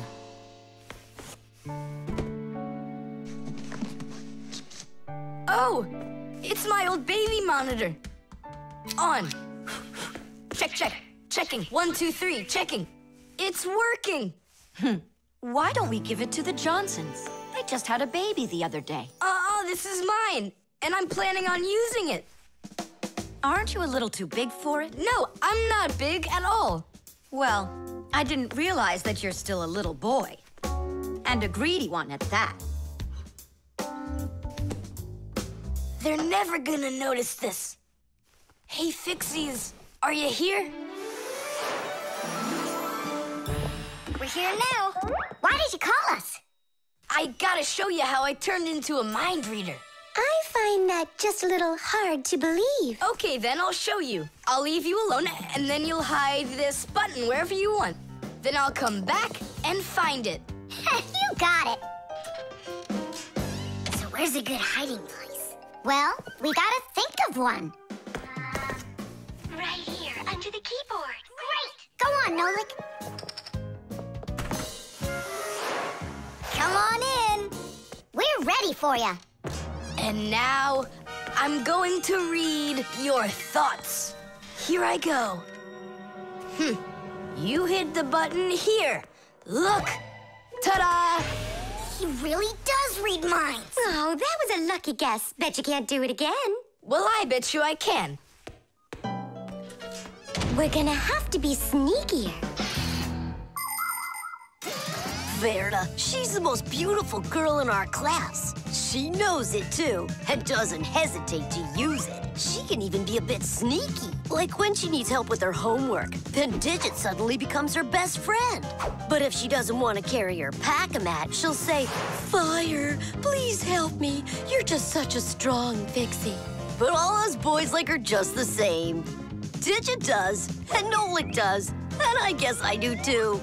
Although, I really like Simka more. Or maybe Verda. Or both of them. I haven't decided yet. Verda can be difficult and even bossy sometimes. But one thing I know for sure, Verda's a good friend. A friend that'll always come help. Well, that is if she's able to pry herself away from the mirror. I think that we should throw it down into this pencil cup. But then we concentrate on another place. That is good, but it won't work, Fixies. Come on in.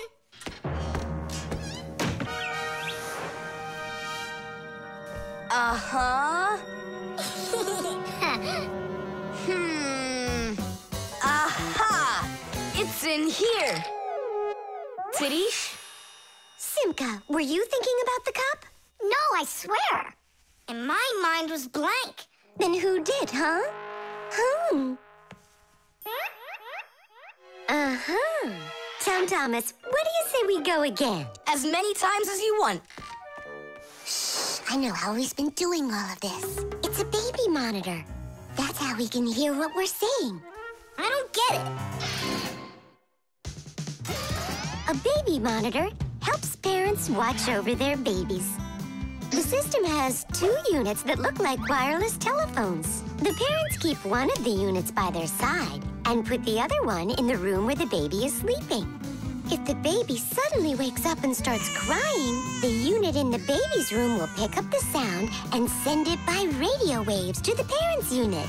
Mom or Dad will hear the crying and go and comfort their child. And so he's listening to us now. This time I know what we should do. We'll hide it under the globe. Ooh. Go on. Uh-huh. Aha! Huh? Where is it? If you read our minds, you'd find your button under the baby monitor. You tricked me. That's really not nice. And spying on us is nice, you think? I'm sorry, I just thought it'd be fun. Well, anyhow, Tom Thomas, you're too old for this thing. Unless, of course, you still need it. I'm not a baby. I was just, checking it. I'll go and give it to Mom. Mom, I'm not greedy. About what? Let's give this monitor to the Johnsons, and this car is for their baby boy.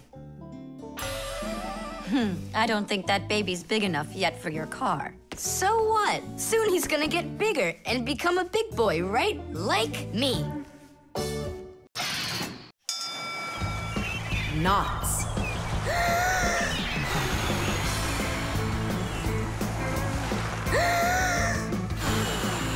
Nolik, there are pirates off the starboard side. Battery, fire! Hey, I'm not a pirate. Why'd you hit me? That's it. I'm tired of playing the wind. Where are my pirates? This looks great. Can I board your ship? And what are your skills? Tons, like protecting the ship and yelling hooray when we win. And how about good sea knots? Can you tie them? Of course I can tie them. Then tie up our treasure. And make sure it's good and tight. Pirates, prepare to attack! I got it. Whoa! That's done. Good enough. Hooray! It's good and tight. Now can you survive a storm? Without a doubt.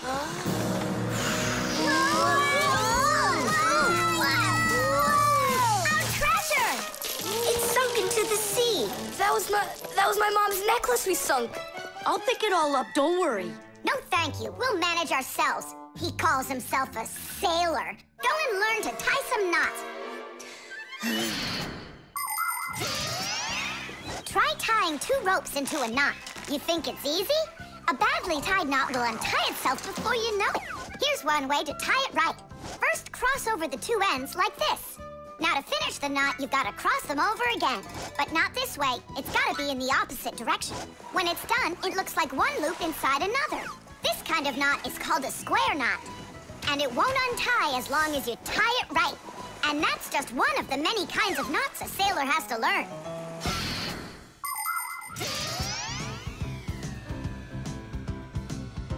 Oh! Okay. I knew I could tie it. Now what else is there to practice on around here? I found some more of our treasure. Here's another one. That's 19, but we're supposed to have 20. I know it because I counted our treasure. So what happened to the last one? Well done there. So what else could I tie? Perfect. I even remember what it looks like. It's a different color. It's a bright red one. Oh, Mom's gonna notice right away that the red one's gone. I gotta go find it. Yeah, I think it's on the floor. Who tied my laces together? I was just practicing, sorry. And what else did you tie up to practice your knots? Not sure you want to know. You're funny. Let's go untie them.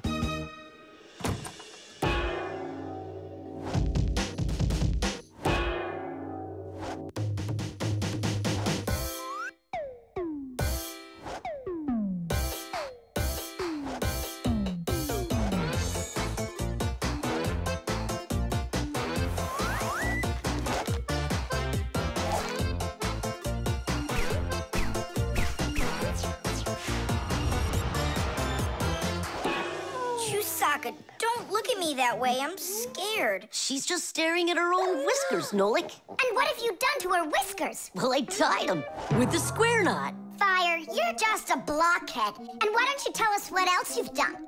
Well, okay. I tied a decoration on her tail. That's where it is. We were looking everywhere for that thing. Fire, go and fix everything you've done. Chusaka, don't run away. Don't be scared. We just want to untie the knots. Sailors have developed all sorts of different knots. Without them, they couldn't control their sails. But we couldn't get by without knots on land either. Mountain climbers use tightly knotted ropes to help them climb and keep them safe. Fishermen tie hooks to their fishing line using special knots. You can't even pitch a camping tent properly without making a knot. When people sew, they tie knots in the thread to hold it in place. And doctors use knots when they stitch and bandage a wound. And a tie wouldn't be a tie if you didn't tie a knot in it. Sneakers won't fall off your feet. And the laces won't drag on the ground if they're tied with a proper knot. But sometimes things can get knotted up by accident. And that's one time when you don't need to know how to tie knots, but how to untie them. All aboard! Like that. Now the only thing left to do is tie a knot. Should I tie it? Are you sure it won't untie? You're joking. Why don't you go ask Chusaka if I can tie a knot like a sailor? The oven.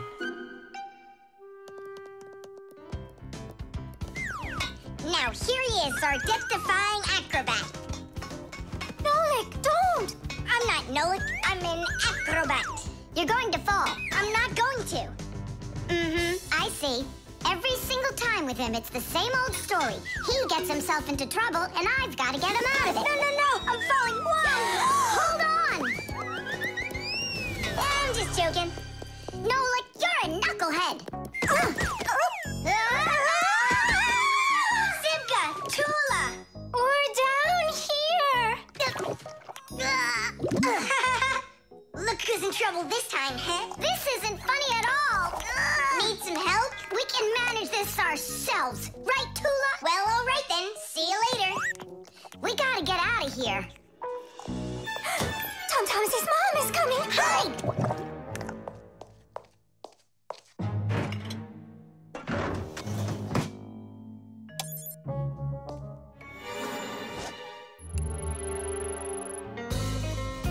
Hi, Tom Thomas. Hi, Nolik. Are you up for a ride? Because this train's leaving the station.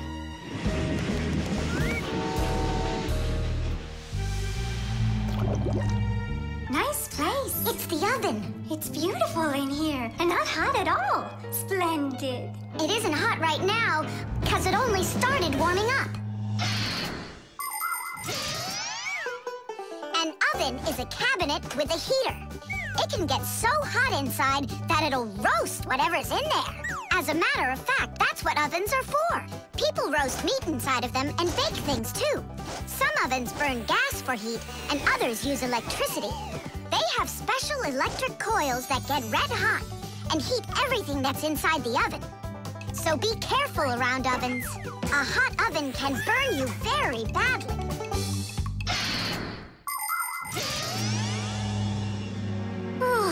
It really is getting so hot. We gotta get out of this oven right away. Simka, we're about to get roasted in here. Yeah, inside of a fresh-baked fixie cake. I don't want to. You think I do?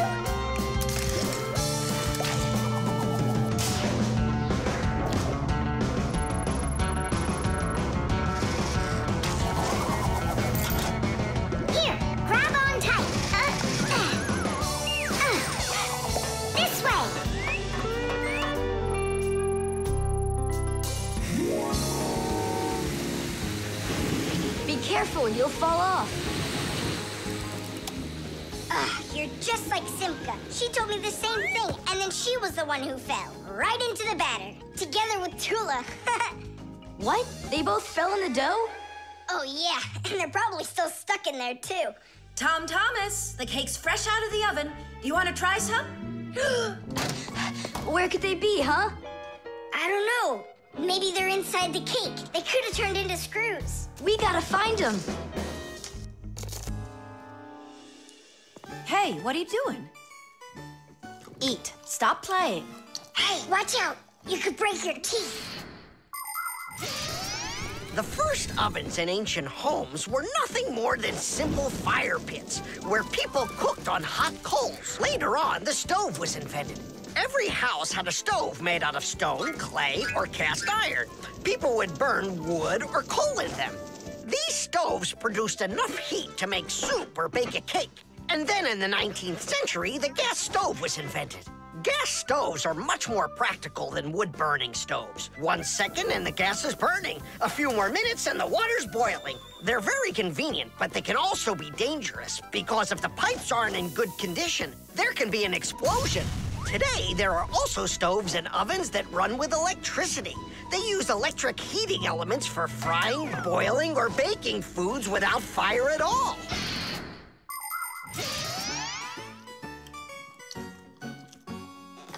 Tom Thomas, I think you'll explode. But it's so incredibly good. I just can't stop eating it.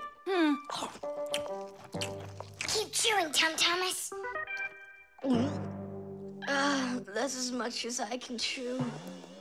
Hey, what are you guys up to? Up to? We're trying to save you. You're not in the cake? Then how come I was eating all of this? I hate cake. Maybe it's because that's what good friends do. Yeah, he's a good friend who's got a really good appetite. Nolix Cube. Whoop. Tom Thomas, you'll be late for school if you don't stop. School? Don't you worry. What's he breaking this time? This time, nothing. He's solving a Rubik's Cube, Nolik. Whose cube is it? The Rubik's Cube is the most popular puzzle game in the whole world. It was invented by Professor Rubik from Hungary. A cube has 6 sides on it. And on a Rubik's Cube, each of these sides has 9 squares that are all the same color. You start by mixing up the colors. To solve a Rubik's Cube, you have to turn the pieces, and you keep turning and turning them until each side is one solid color again. For instance, red or yellow or light blue. That's nothing. Hey, Tom Thomas, how long have you been messing around with this cube already? It's been 3 whole days of turning. 3 whole days? We could solve that puzzle in 5 minutes, now couldn't we, Simka? Oh, really? Then go right ahead. I'm off to school.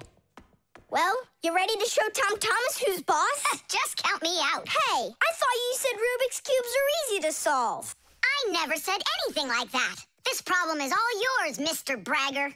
All right, I'll figure it out myself.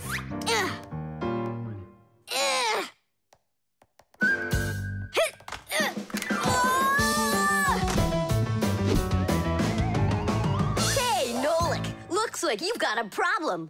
Oh, hi, Fire. No, I'm good. Just solving this Rubik's Cube. Yeah? Can I do it with you?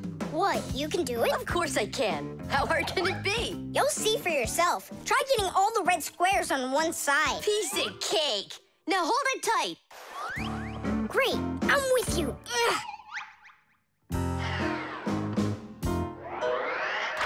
Whoa!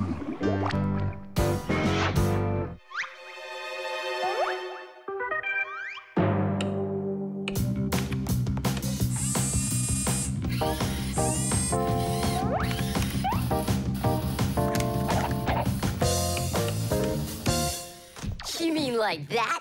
Class. And what about this side? What? This side's gotta be all blue. Okay, let's go fix it.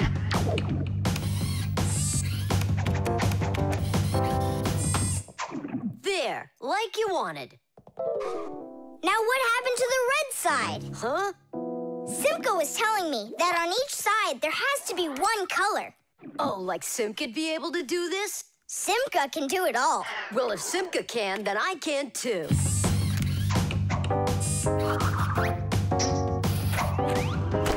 Oh! Fire! You busted the cube! I didn't bust it. I took it apart. Now let's put it together. And not just any way, but the right way. Puzzles are toys, games, or problems that force you to use your mind in a clever and creative way. Take a labyrinth, for example. In a labyrinth, the challenge is to find the one way to get through a series of tangled corridors. Another fun puzzle is a jigsaw puzzle. Here, you need to put together a picture out of many little pieces. For this, you need to not only pay attention, but be patient. And there are all sorts of puzzles for the computer. One popular computer puzzle is Tetris. In Tetris, different shapes fall down the screen, and you have to think quickly to get them to line up into rows. And solving puzzles isn't only a great activity for people, it's good for fixies, too. That's right, puzzles are like exercises for our brain.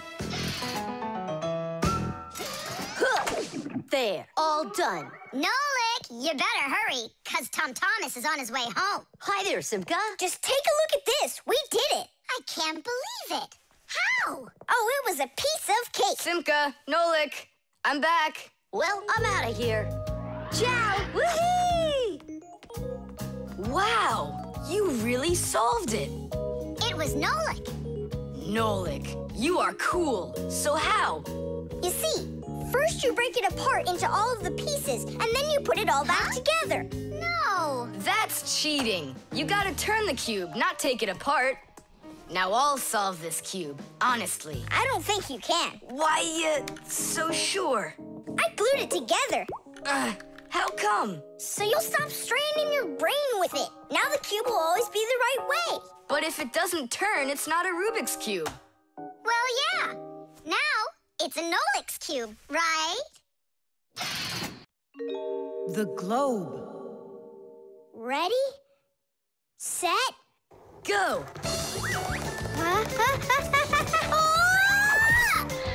Yay! Again, I couldn't do it. I told you. There's just no way to hold on when the globe is turning that fast. But I know I can do it. Give me that piece of rope there, would you? Now you can't throw me off. Spin it. Go on. Whoa!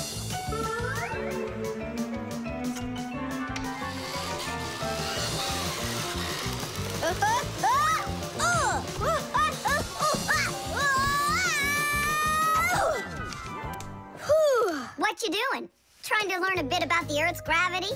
That's a globe, not the Earth. Well, a globe's a model of the Earth, isn't it? Hey, come on, Simka. The globe looks like a ball, but the Earth is flat. We walk on it. The Earth also looks like a ball. It's just a very, very big one. It's not true. If the Earth is really round like you say, then it would throw people right off of it, like the globe does to me. No, it's just that the Earth pulls everyone towards it. Are you sure? The planet that we live on, the Earth, is a huge sphere. The Earth revolves around the sun, and the moon revolves around the Earth. Do you know why they don't fly away from each other? It's because of a force called gravity that pulls all objects towards each other. The heavier the object, the stronger its pull. That's why people, rocks, air, and water get pulled towards the Earth instead of floating up into space. Thanks to gravity, we are able to walk on the Earth. Then why doesn't the globe pull on me like the Earth does? Because this globe is very light. Compared to the Earth, this globe is like millions of billions of times lighter. Compared to the Earth, we're specks of dust. He's right. Look, a speck of dust. It sticks to the globe like we stick to the Earth. Oh, come on. It's just because no one's turning it. But the Earth's spinning and we stick to it. What? I just don't believe you. There's just no way the Earth is spinning. You've really got no idea how the days all turn into the nights, do you? Do too. It's because the sun goes up and then sets.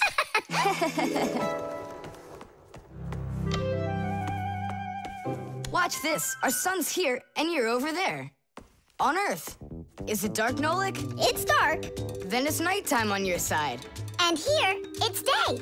All right. Now we'll turn the Earth. Hooray! Now it's daytime for me. And night for me over here. Ah, my side got dark again. And for me, it's a new day. All right, fine. You guys were right. I believe you. The Earth is spinning. The Earth goes round and round like a tilted spinning top. And as it spins, the sun shines its light on whichever half of the Earth is facing it. And as the Earth makes one full turn, we watch how the night becomes day and the day becomes night again. It takes 24 hours for the Earth to make one full turn. But that's not all. The Earth is also traveling in space around the sun. It takes the Earth 1 year to make a full circle.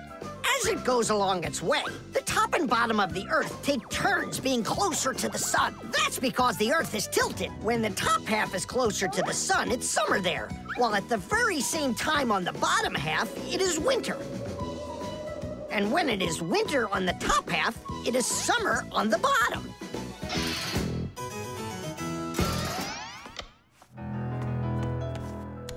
Nolik! Nolik, where are you? I'm not sure. Somewhere in Kazakhstan. The force of gravity is super strong around here. So go on, spin it. You're gonna fall off, Nolik. Don't worry, just do it. Go ahead and tilt it if you feel like it. Told ya! Ha! And you were sure I was gonna fall off this globe. That's strange. Nolik, come on over here. What for? You'll see in a second. I don't want to. You really don't want or you can't. Tom Thomas, take a look. I get it. He stuck himself to the globe, didn't he? Yeah, with the chewing gum. Isn't it time to go? Uh-huh. And me! Well, what about me? Hey! You gotta help me. Don't leave me. Should we help him?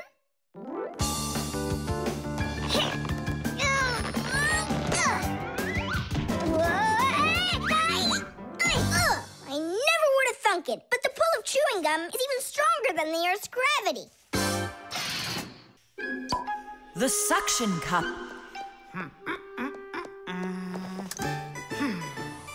Where's Professor Eugenius? Did you see him? Not yet. Strange. He told me he'd be here today to conduct some tests. Rampoos, right here under the glass. There's a note. Dear friends. That means the note's for us. That's because Professor Eugenius can always count on us. I'm off for a conference today. So what should we do? While I'm away, please keep an eye on each of my tests. There's the wristwatch. And where is it? It's right there.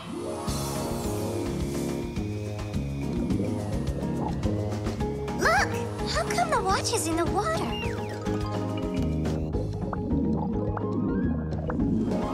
so the fish can know what time it is? Nolik, don't be silly. This is the test he made for the watch. You see? It says water resistant right there on the back. That means that water shouldn't get inside of it.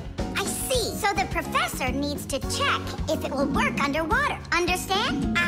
Yep, I got it. The watch is working. So now, the doorbell test. We'll go look. It's over there.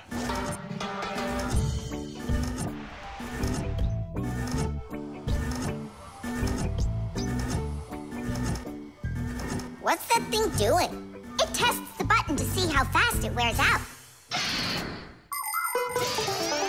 To check the quality of appliances, toys, sporting goods, or just about anything, they need to undergo serious testing. Take, for instance, telephones. They need to be tested with both heat and cold because they have to work in places as hot as Africa and as cold as the Arctic. Computers are tested to make sure they can be shaken and rocked, too. That way you can be sure they'll work on a desk at home, or outside in the park, or while you're taking a ride. Different kinds of products need different kinds of durability tests. For example, athletic shoes and car tires are rubbed and squeezed over and over to see how long they are going to last. Yes, testing's very important. Without testing, a machine or appliance could let you down at the very worst moment. If guests come to visit once a week, and once every month a hooligan comes, pushes the doorbell and runs, then I figure this doorbell will last right around 400 years. That's long. The doorbell is still working. That's very good. And also, What? I don't know. We need to turn the note over to read the end. But how? Oh, raise the glass, that's all. Hup, hup, hup.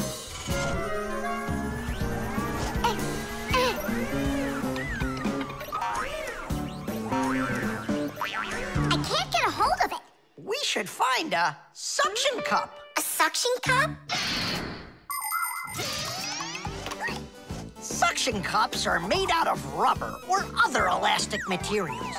When a suction cup is pressed against a smooth surface, the air inside is squeezed out. The air outside wants to get back in, and so it pushes down on the cup. The rubber edge of the cup won't let the air leak in, so the outside air keeps pressing down, and the cup keeps on sticking. And that's how a suction cup sticks to a surface by using the power of air. Wait a minute. I know where there's a really big suction cup that we could use.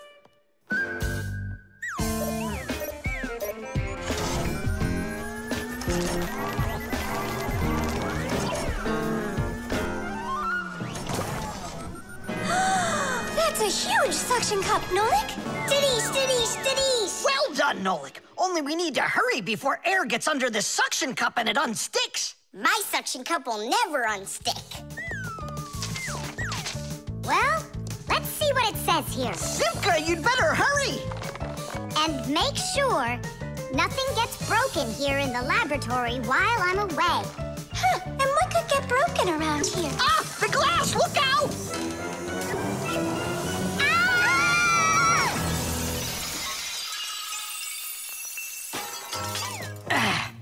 Yeah, so much for that. And who's going to clean up all this broken glass?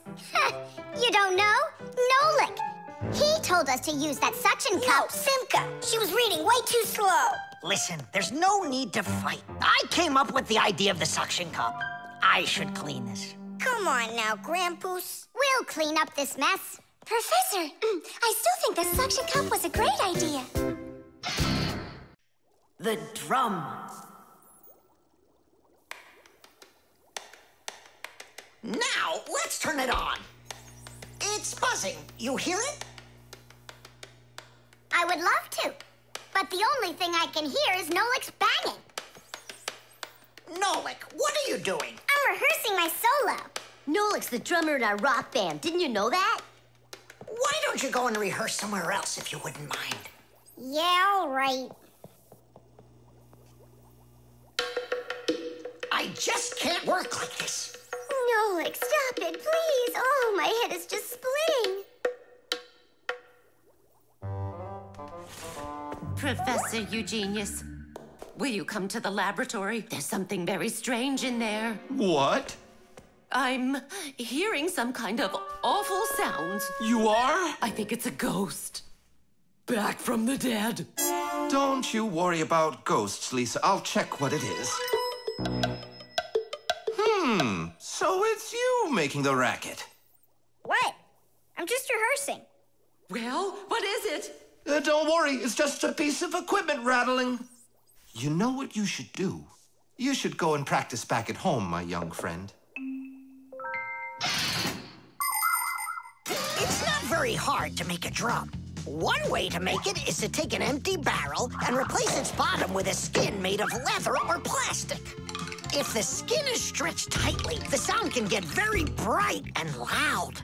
Really big drums are usually played with percussion mallets or beaters, while smaller drums can be played with sticks or with bare hands. Instruments that make sounds by being shaken, scraped, or beaten are all called percussion instruments.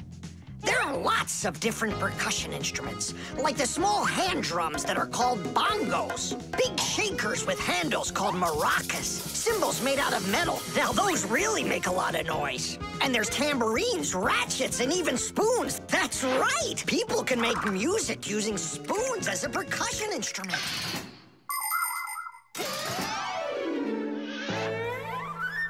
Tom Thomas, do you think I could practice my drumming here? Yeah, go ahead. I've just got some homework to do. I can do that, and better than you can, too. And what if I play like this, huh? Then I'll go like that, or like that. Ever since I had decided that a drummer's what I want to be, there is nothing that I won't bang on, 'cause the world's a drum to me.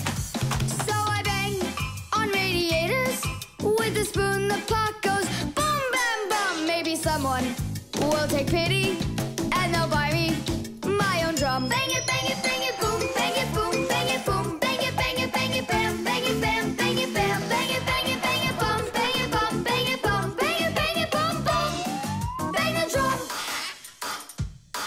Bang the drum. Both my father and my mother wish I play a violin instead. I don't want to. I'm a drummer, but I can't drum that in their heads. So I bang on radiators with the spoon, the pot goes boom, bam, bum. Maybe someday they will get it and they'll buy me my own drum. Bang it, bang it, bang it, boom, bang it, boom, bang it, boom, bang it, bang it, bang it, bam, bang it, bam, bang it, bam, bang it, bang it, bang it, bum, bang it, bum, bang it, bum, bang it, bang it, bum, bum. Bang the drum, bang it, bang it, bang it, boom, bang it, boom, bang it, boom, bang it, bang it, bang it, bam, bang it, bam, bang it, bam, bang it, bang it, bang it, bum, bang it, bum, bang it, bum, bang it, bang it, bum, bum. Bang the drum. Tom Thomas, let's take a break. But I'm not done. Keep going, Nolik. This is fun. Maybe it's fun for you. Bang the drum. Stop, that's enough. Bang the drum. And now, let's turn it off. Can you hear that? It stopped buzzing. It did. Hey, everybody, it's Nolik. Yo, what's up? So, our noisy ghost is back. I thought you were practicing at home now. Tom Thomas is drumming there. I had to run away. Well, our excursion is over. And now I would just be so happy to listen to your rock group. Hooray! Bang the drum! Bang the drum! Come on, not so loud! Bang the drum! Did you say something? Bang the drum! I beg you, not that loud, please! The wires. Quiet down. Get ready for your lesson. Be quiet. Quiet down, please. Oh, it's so hot here. In today's class, we'll learn about... Whoa! What was that, huh? It must have been an earthquake. Yeah, it was an earthquake. Hooray! Sorry there, Professor. Ooh, I have to find an outlet so I can plug in this fan. Ooh, it feels terribly hot. It sure does. Well, keep looking. You'll find one. Now then, where was I? Oh, right. Today, No, it's impossible. In this whole laboratory, there isn't one free outlet. Look at this. Just pull out one of these wires and then you'll have a free outlet. I can't. I fear I could pull out a plug for something important. Volt himself would get all tangled up in these wires. Whew. Don't worry about it, Professor Eugenius. We'll find a free outlet for you. that's right, my colleague. A cup of tea will do you good, so just go relax. Thank you, my colleague. And as always, I'm eternally grateful. Fixies have opened schools for their children in all sorts of different places, like factories, stores, and warehouses. Anywhere where there's lots of machines and appliances and places to hide from humans. And this is where we hold our school, right here inside the laboratory of Professor Eugenius. It's a fantastic place for me to hold class. Every day, new devices, materials, toys, and even food are brought here for examination. And there are lots of scientific devices and tools to study here as well. But most importantly, we never need to hide from the head of the laboratory. Because my colleague, Professor Eugenius, is someone I'm proud to call a friend. He loves Fixies, helps us anytime we need, and will never let our secret out. What should we do first? We have to start out with pulling apart these wires. That'll take a second. Over here! No, here. Nolik, come help. Let's do this. Come on, come on, come on, come on, come on. Just one more time. Stop it! I can't get out! Loosen the wires! We need to pull out this one! Stop this nonsense, will ya?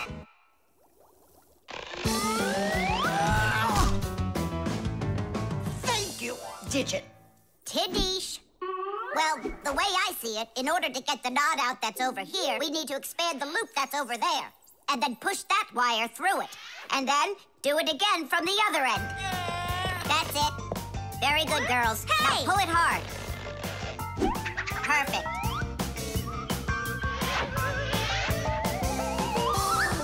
Hey, check it out. This green wire up here isn't plugged into anything. Then no one's using it. So that means we should go and pull it out from the outlet. Got it. Tidish! Vera, here's another wire that isn't plugged in. I found another wire no one's using. Simka and I found it together. Nolik, why are you so upset? Because you guys are doing all the work. How about this wire? Nobody's checked it yet. Really?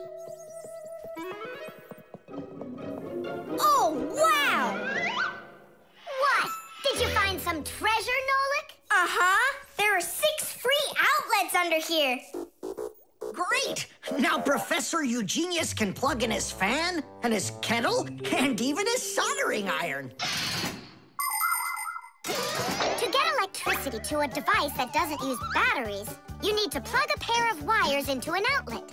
But it's important not to let the wires touch one another, or the electricity can burn them out. That's why wires are covered in plastic or rubber, so the electricity won't pass from one wire to the other, or to us when we touch them. So always be very careful with wires. And never, ever touch a bare wire. You could get killed by the electric shock. Oh, what would I do without my wonderful friends? Thank you. Sorry. I wanted to... I should go. Go ahead. That's a great idea. And we'll start our class. What were we talking about? All about wires. Well, it looks like our class is over. Time to go play. The clocks. Go around. Left side. That's crazy. You'll crash. No, I won't. See, I told ya. What? Huh? Nothing. Now you talk with your computer like it's your friend. Listen, that's enough playing for today. Oh, Mom, just a little more. I'll give you half an hour while I cook dinner, and that'll be enough for today with the computer.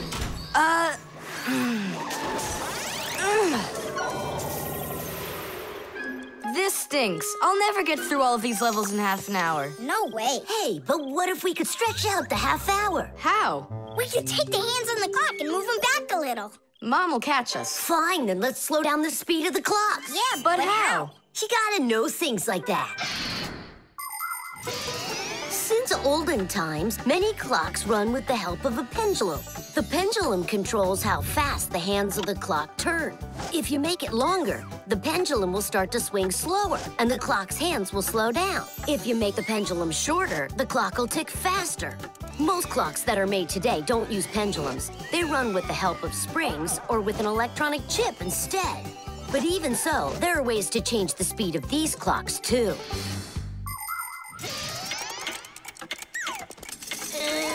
Push it! Wow, you did it! It's amazing how much slower it is. That'll give you lots of time to play. But now you gotta slow down the clocks in the kitchen. Yeah, and every other clock you got.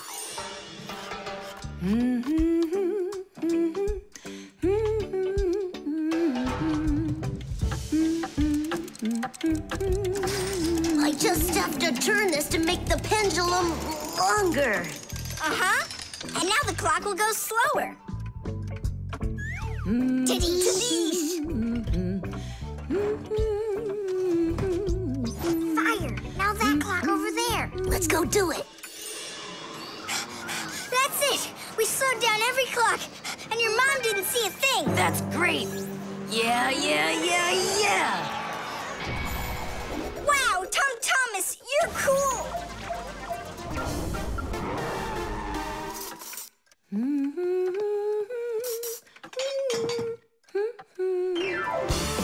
Amazing!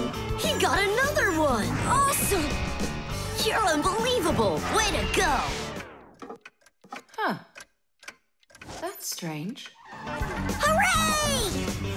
Incredible! Yay, I did every level.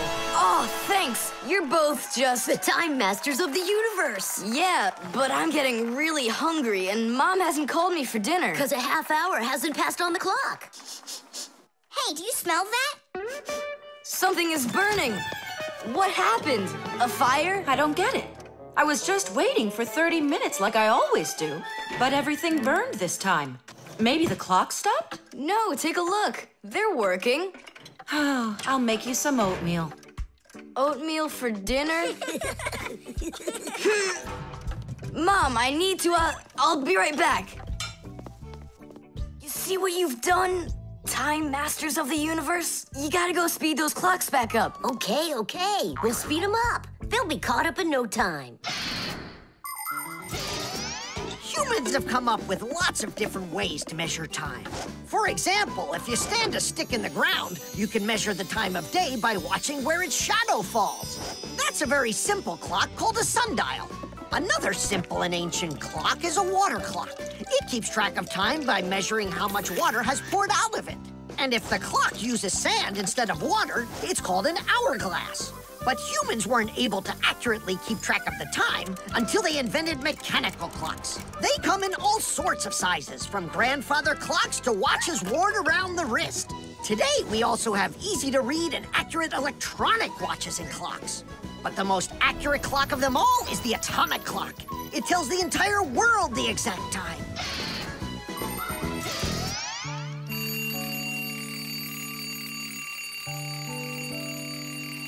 Tom Thomas, why is your alarm clock ringing in the middle of the night, huh? Really? Is it still night out? Look, Tom Thomas. But the clock says that it's morning. Interesting. Yesterday, Fire and I sped up all the clocks, so that's the reason the alarm went off. Sped them up? Are you crazy? Tom Thomas asked us. So what do we have to do now? Don't you know? Get to school, it's time. I'm joking. Go back to sleep. Don't worry, I'll get all the clocks working right again. Can I go and fix them with you? Ha! Fix them? You boys are the ones that always make the problems. The chick. Ah, Professor Eugenius is making breakfast. Only the eggs will never get cooked at this temperature. What are you doing? You can't heat up these eggs to temperatures that are this hot. Why can't you? The chicks, you'll kill them. What chicks? Where? This appliance, do you even know what it is? I thought it was an egg cooker. You thought it was an egg cooker? Listen up. I do not want to see you around this thing. Not anywhere close. Got it? I won't get close to it. But Grandpus, we don't even know what this is for. It's called an incubator. To help her chicks hatch, a mother hen sits on her eggs for a long time, keeping them warm with the heat of her body. An incubator is a device for hatching chicks that is used in place of the mother hen. It's always nice and warm inside, just like under a chicken's wing, but not too hot. An incubator can even turn the eggs so they get just the right amount of heat all over. Chicks that are hatched in an incubator are no different from the chicks that are hatched without them. Fire! What? This thunderstorm is really scary. Let's be scared together. I'm not scared at all. Me neither, I was joking. Just joking with you. What do you think? Are the chicks scared in there? Holy moly! Wow, that was a big one. Even the electricity got turned off. The incubator turned off too. And the temperature is dropping.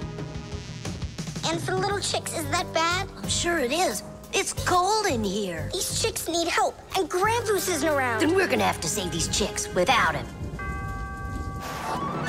Nolik, get the door open. Help me. I can't. Grandpus said I can't get near the incubator, so try opening it yourself. I can't do it. And I can't help you. But the chicks are going to die of cold. Let's just do it.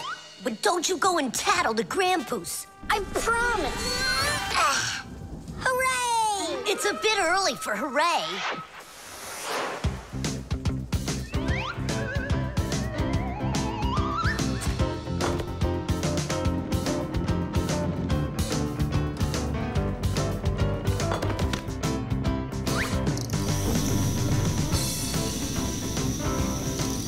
Candle? Yeah, we'll warm up the chicks with the fire. Class. Time for hooray? Now, yeah. Tadoosh!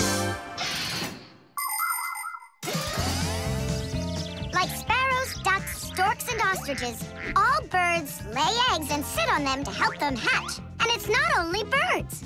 Other animals like snakes, crocodiles, and even turtles have babies that they hatch from eggs. To protect their children, they try to hide their eggs, like deep in the bushes, in the cracks of rocks, or in the sand. By the way, roe is also little eggs, just without the shells. From this fish roe, little hatchlings are born that will grow into big fish. And from tiny frog roe, tadpoles hatch that will then develop into full-grown adult frogs. And you've heard of dinosaurs, right? Well, those giant reptiles that lived millions of years ago, they also hatched out of eggs.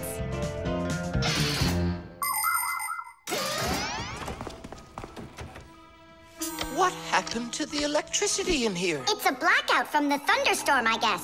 This is just awful. My incubator!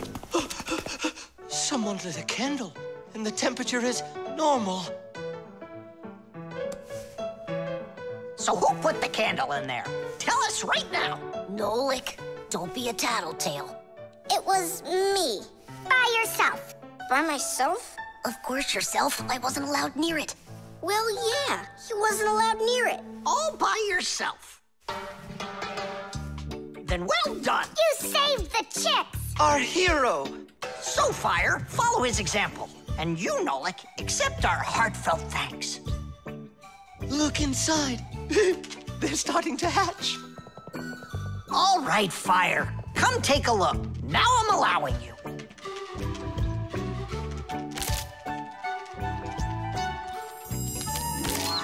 Look, a little chick. It's so cute. And so yellow. Look at him. What a little sweetie. Fire. What? We'll I really know who saved him. Tadish! The level.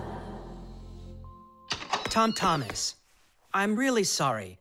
The movie this weekend, I have to cancel. You do? I need to go to Africa for work. I leave tomorrow. Oh, cool. You think I could go with you? To Africa? Can you even find it on the map? Africa. Here we go. No, you're still too little.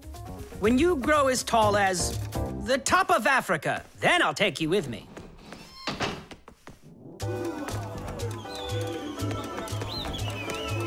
Here, there,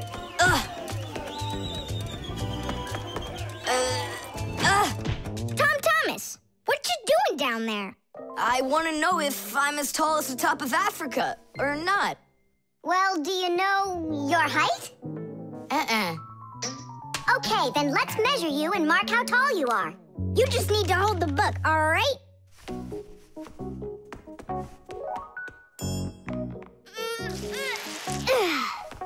Simka, how do we measure what's higher? The top of Africa or this line over here?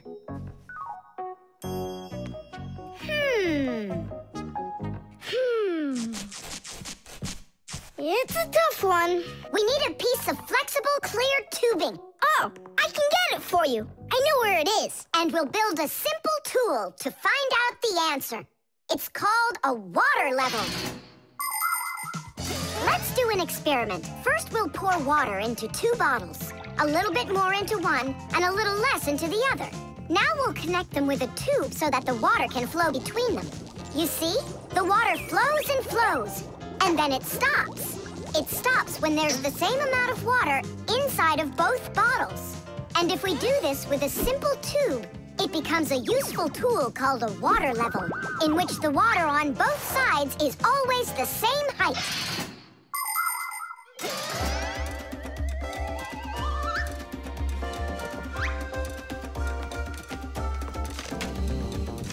I'm gonna watch the water level on this end, all right? Be careful how you lift it, or the water can get out. Nolik, what's going on? The water inside the tube is even with the line. There you go, Tom Thomas. Where the water is right now is how tall you are. And? Well, it looks like Tom Thomas isn't quite tall enough for Africa. What if we hold the tube a little higher? You can try if you want, but the water's gonna stay where it is. See? The water level on your side always stays the same as on the other side. I'm not getting that tall for a while yet. And what if we just lower the map a little? That wouldn't be honest. But it would be clever. There are a lot of great proverbs, but my favorite one is measure twice, cut once. And to measure things right, you need measuring tools. The simplest one is a ruler. With its help, we can find out the length of an object. A watch can tell us how much time has passed. A speedometer shows us how fast we are moving, like in a car or on a bike. An electric meter keeps track of how much electricity we are using. A decibel meter can tell us who is screaming or stomping louder. And a beam compass is used to accurately measure the size of a coin or a hole. We couldn't get by without wonderful tools like these. If we didn't measure the things we are building carefully, everything around us would just come loose and fall apart. Uh-oh. Dad! Dad! Look, Dad. That's strange. Looks like you are a little taller. Does that mean you'll take me with you? Yeah. Are you ready? Yay! But everyone who goes to Africa has to get vaccinated. You're okay with that, aren't you? I need vaccinations to go? Are you sure? Yeah, there's one against malaria, tsetse fly, crocodile bites. Altogether, there are 10 shots. 10 shots? Yeah, 10. Oh. Dad, you know, I was joking. After you left the room, I moved the map down. Okay, I see. And I was joking about all those shots you need. What? You mean you don't need to get shots? You gotta, just not 10. So how many? 9 of them. There's no vaccination anywhere to stop a crocodile from biting you. The bee. Tom Thomas! Hello. How come you're eating jam straight from out of the jar? Because it tastes so good. Oh, a bee!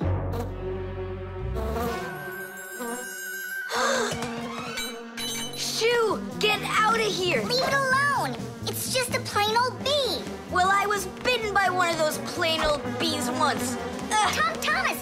Don't do it! Go away, you pest! Flies are pests. Bees are very helpful and useful. How can a bee ever help us out? Bees are hard workers. They are constantly collecting nectar from flowers. Flying from flower to flower, bees transport pollen on their bellies. Thanks to this process of pollination, flowers produce fruit and seeds. In other words, bees help plants reproduce. The bees use the nectar they collect to make that delicious sweet honey loved by kids of all ages. And bee honey is not only delicious, it's also nutritious. So I'm still afraid of it. What if it bites me? Bees don't bite, by the way. They sting ya.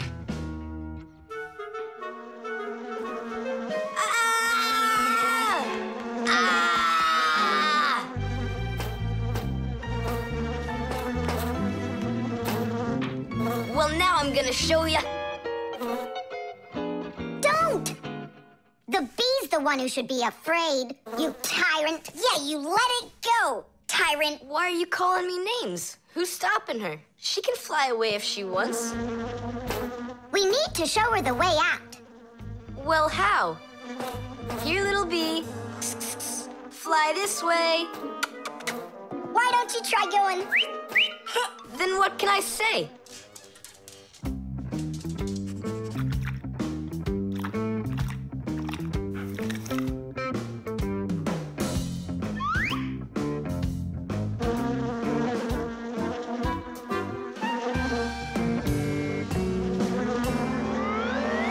Chusaka, don't move. It'll sting you. It doesn't want to sting. Both of you like to eat sweets. You like eating jam, and so does the bee. Why don't you carry Chusaka to the window? Go on, fly. No, that's not gonna work. You need to go and get more jam. Here, little bee. Yum, yum. Go on and fly. You're free. Let her eat first. Don't be greedy. I'm not being greedy. If she eats, she can make honey out of your jam. Long ago, people could only collect honey by destroying the nests of wild bees. And that went on until someone came up with the idea of taming those insects. They started by leaving enough honey for the bees to survive through the winter. People took care of bees in these hollows until they learned to build small houses for them called beehives. And a town made of these bee houses is called an apiary. Bees live and work together in the beehives making honey, while beekeepers take care of the bees and collect the honey. Bees are real team players. They tell each other where the best flowers grow.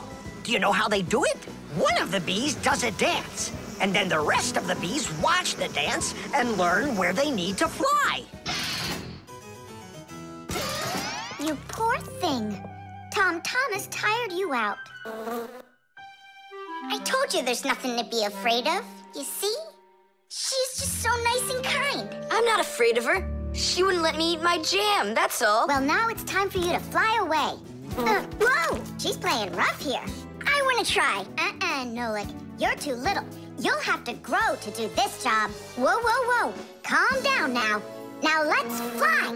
Hey, Simka, the window's back there. I can see that without you.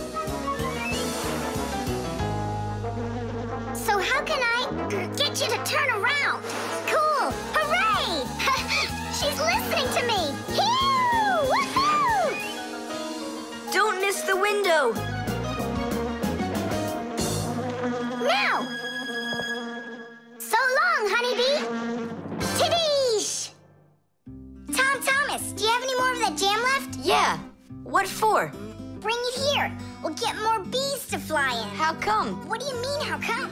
Because it's my turn for a bee ride. The doorbell. Nolik! Nolik, what are you doing here? Just whistling a tune. Are you gonna whistle that tune the whole time Tom Thomas is away? He just left with his parents for a week, and we've got guests coming, remember? What guests? I invited everybody. The class? Yes, class.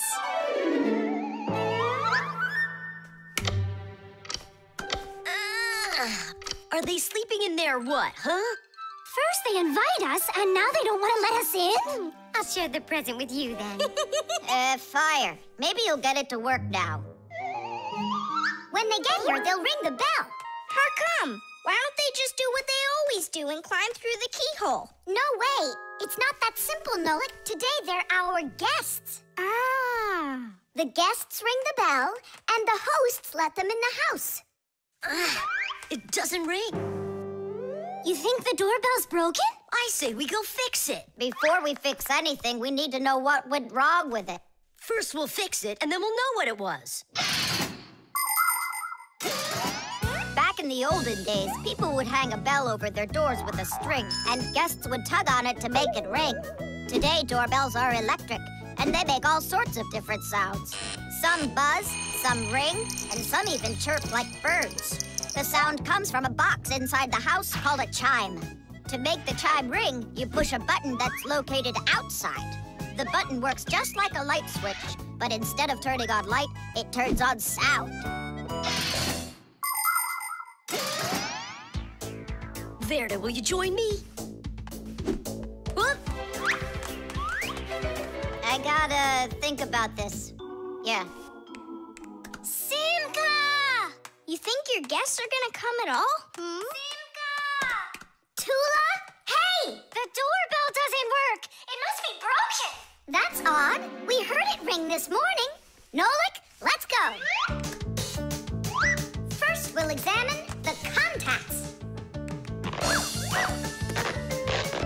Yep, good and tight. Okay, let's check the speaker. Huh, the speaker's fine. Maybe the electronics are the problem. And what if we disconnect these wires and switch them? What'll that do? We'll know soon enough.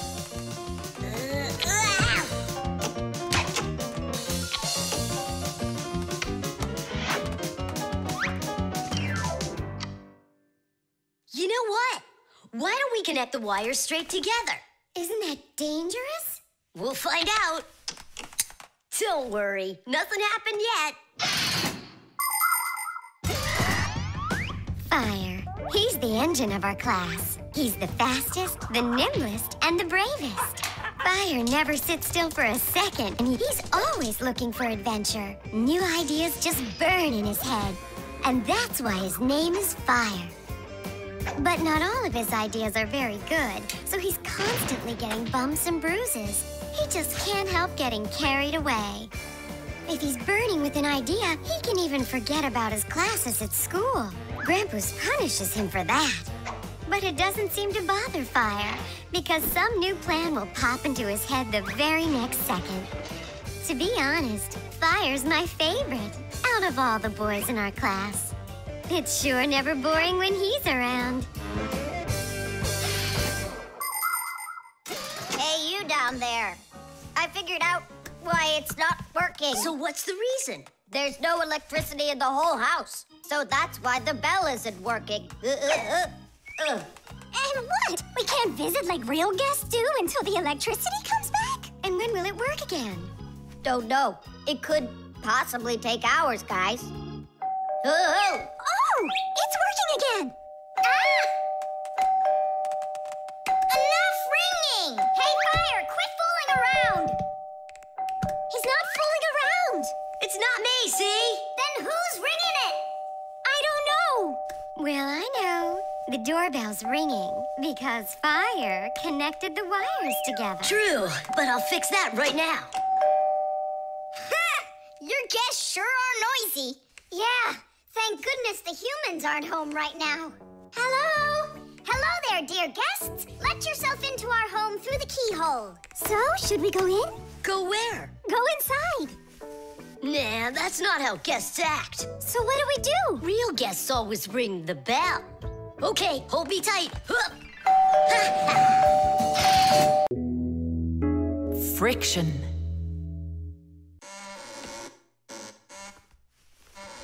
Oh, Tom Thomas, that door of yours squeaks terribly. Yeah, and it's not easy to open either. Well, that's because the hinges are rubbing. That's why your door is not working right. How can I fix it? Just reduce the amount of friction. How? With some oil on the hinges. I can do it for you because I've got a pack-a-mat. All right. Simka, can I help you? Sure you can. Wear the pack-a-mat, all right? Friction is the force that tries to stop something from sliding or rubbing smoothly against something else. Rubbing can make things wear out quickly if there's a lot of friction. If you want less friction, you need to put something on the parts that rub against each other, like oil. There are special kinds of grease used to keep clocks and wheels turning smoothly. And for skis, a special kind of wax can be used to make them go even faster. That's it. Now the top hinge. It's all done. Go ahead and check how it's working. It's not squeaking. I told ya. You guys are the best. I gotta go. Go where? I'm gonna go sledding. Maybe you'll take me with you? Sorry, Nolik. You don't have a sled to ride on. I'll see you later. Simka, should I grease the saucer? What for? It'll slide down the hill just the way it is. Ah, okay then. Wait here for me, Nolik. I'll be back real soon with a surprise for you. Yeah, oil slippery. I know what I'll do.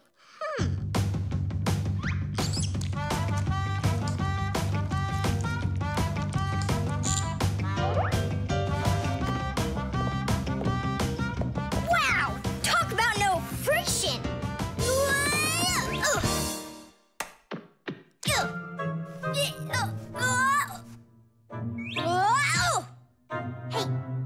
Hey, anyone? Help! Help! Simka! Nolik, are you all right? Just stay where you are. I'll be right there.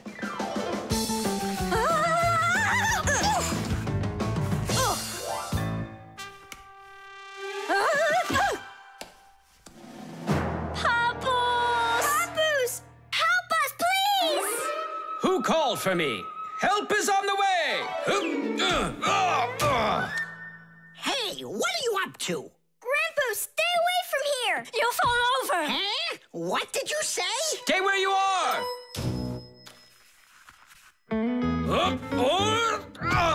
What happened here? I poured some oil on the table. Why'd you do that? To reduce friction. That's brilliant. Nobody move! I know exactly what to do.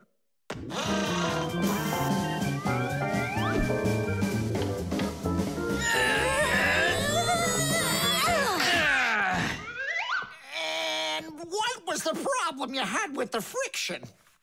I want to see all of this oil gone in 5 minutes. Engineers are in a constant battle with the force of friction. They want less friction so that cars will run faster and their parts will wear out less quickly. But just imagine what the world would be like if all of a sudden there was simply no friction at all. Everything would start slipping out of our hands and falling off the table. Knots would untie themselves, and that's not the half of it. Cars wouldn't be able to run without friction either. Wheels would spin around and around in one place, unable to grab onto the road. We wouldn't even be able to walk. Because when we walk, we move forward by pushing off the ground with our feet. And how can we do that without friction? We can't. So now I think you can see why it's not so bad to have a little bit of friction in our lives. Whew. We cleaned it. But it's still so stinky. Nolik, I completely forgot. I promised you a surprise. Look, what is it? I made you your very own saucer for sledding. Oh, that's great. Only, what good is this thing without snow? Nolik, hey! Look what I've got for you. Snow? Yeah. Is it real snow? Really? Yep. Now you've got your very own hill to sled on. This is great! What an awesome surprise! And you don't need oil to make it go quickly. Yeehaw! The elevator.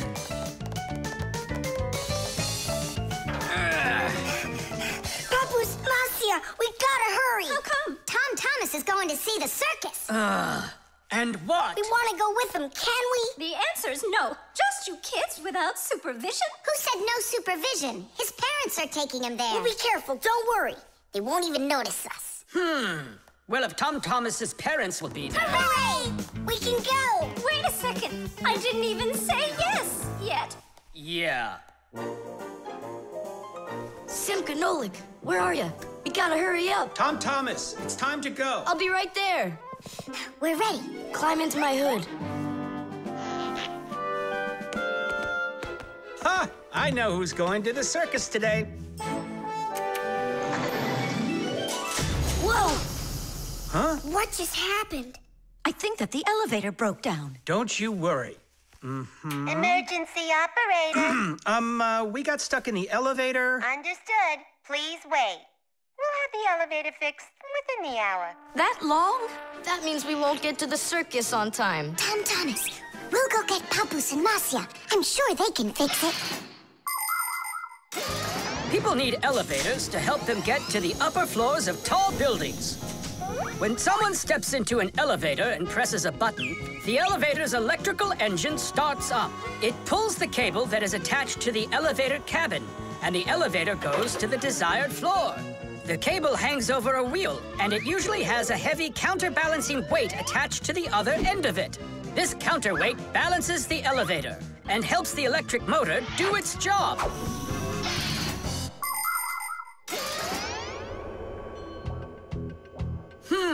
I wonder what the reason is. I think I see something over there that got stuck.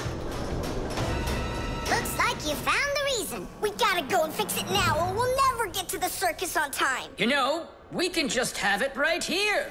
Ladies and gentlemen, presenting the Fixie Spectacular. And now your attention, please, on the high wire.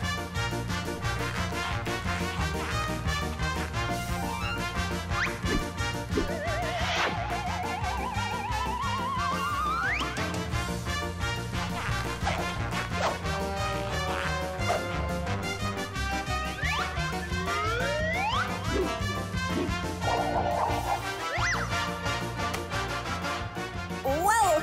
Just don't look down! Then I'll close my eyes and I won't look anywhere at all. Ow! And now we bring you our very own aerial gymnasts.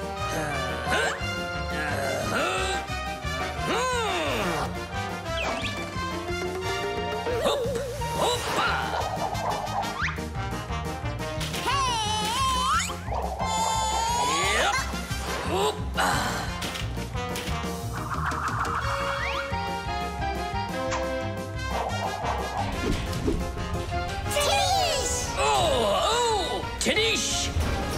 Our next act, feats of strength. It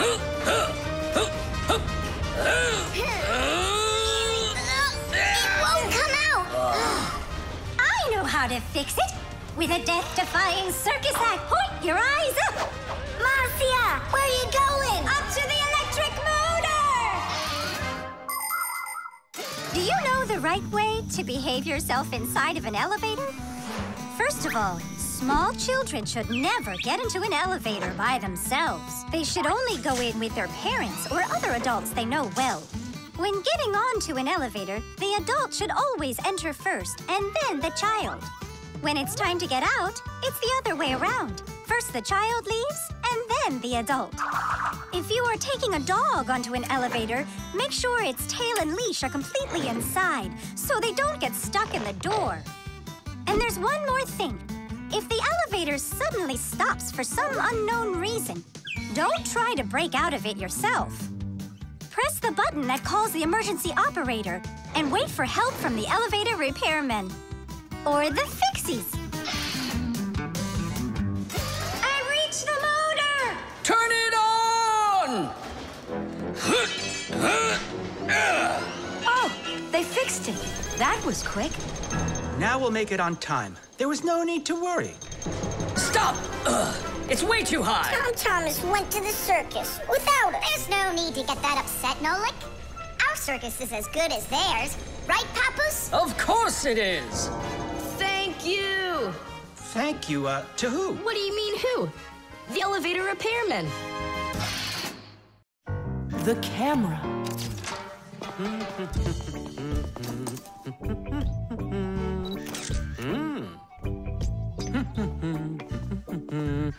Stop right there and let me see how pretty you look today. Well, just don't tell that to the elevator. Bye-bye. Check it out, Nolik. Class, huh? You're not gonna get in trouble for doing that?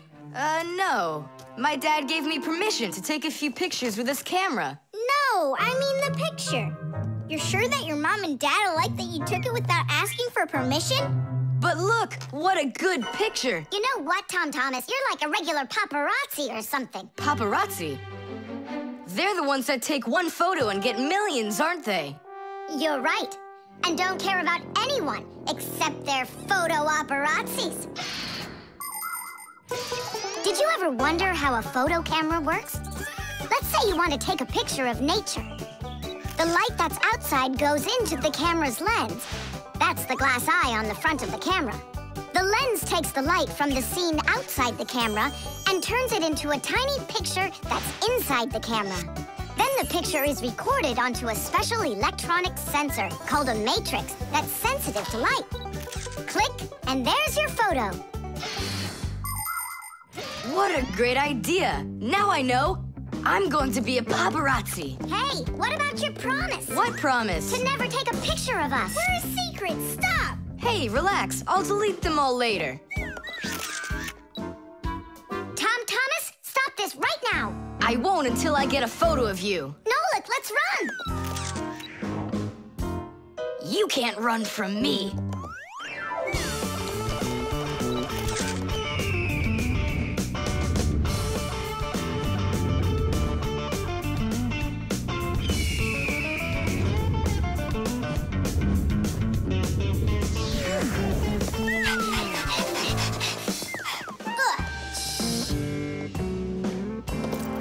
Chusaka? Aha! I've gotcha! The story of the century. The monster and its prey.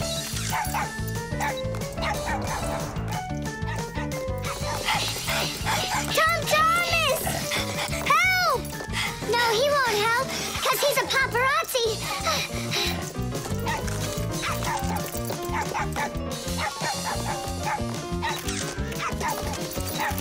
Yes! I got it! That's my best photo yet! What's all this noise about? Awesome shot! The first cameras were invented almost 200 years ago, but they worked very slowly. If you wanted to have your portrait taken, you'd have to sit still for a whole hour.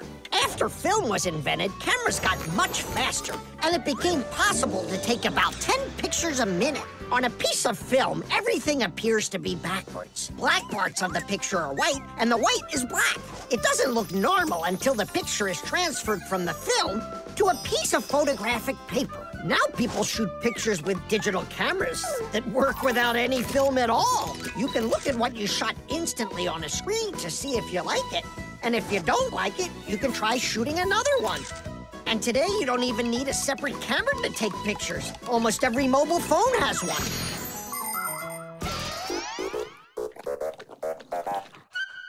Simka Nolik, are you in there? Hey, come out. I'll stop shooting photos of you. Aren't we friends? I'm sorry, guys. Well, your friends were almost eaten alive by a dog. Please forgive me. Want to look at the photos I took?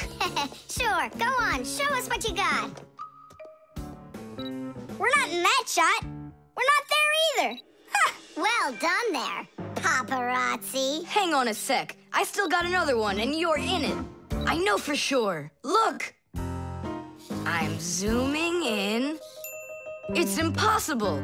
I don't believe it. It's possible. But when did you have time to turn into screws? The same time you were pushing the button. When we're scared, we can change faster than the blink of an eye. You lost. Paparazzi. And what are you gonna do with your millions, Mr. Paparazzi?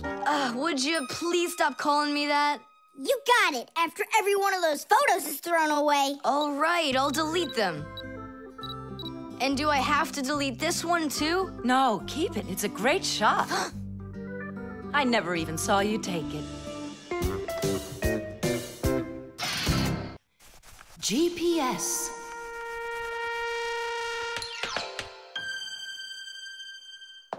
And 3, 4. Stop. Who goes next? I'm next. 5. 1, 2, 3. 3. And? Wait, I gotta choose a route. Should I go here or there? Choose already. Nolik, what are you doing over there? Nothing at all. Just waiting at my place. Good, and don't get off it. Wellfire? What was that? The alarm on my Fixie tab. Oh, our lesson's about to start. Hurry! What about the game? Later!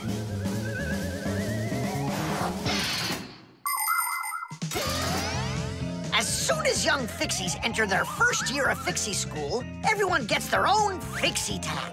It's a little computer that can do anything at all. Well, almost anything at all. Studying with a Fixie tab is fantastic. You can read it just like a book and write in it just like writing in a notebook. You can use a Fixie tab to listen to music, watch movies, find your way around, and talk, text, and send letters to your friends. And if you want, you can use a Fixie tab to go on to the internet that humans use, or you can visit the secret Fixie internet, where you can find news about the world of the Fixies. And Fixie tabs have games on them, too. Of course, these games can be a lot of fun, but you shouldn't play games until your homework is all done. Faster, or we'll be late. I know a shortcut we can use. This way.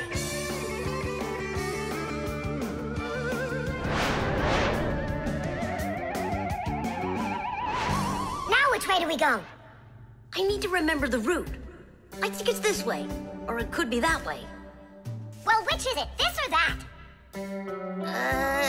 I have no clue. Uh-huh. So what's our plan? We'll go back and start again. We flew in from there, right?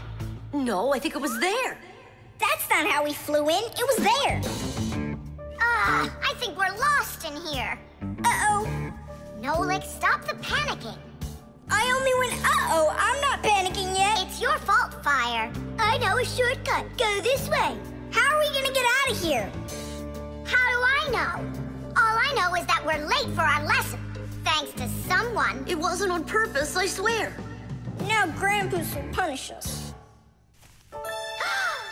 What's going on? Well, I think I found a way to get out. Which way? Right here. I forgot that inside of my Fixie tab is a GPS navigator. Class. What's a navigator? A GPS navigator is an interactive electronic map that can help you find your way around. The navigator can figure out where you are by using signals that are sent to it from satellites. All you have to do is type the address of the place you want to go into it, and the GPS can figure out a route to get you there. And then it helps you as you go by telling you where and when you need to turn, so you can easily get to your destination. Let's see. Right now, we're here. And where do we need to go? You know where, to school. But where is that? Are you joking? In the laboratory of Professor Eugenius. Can you be quiet?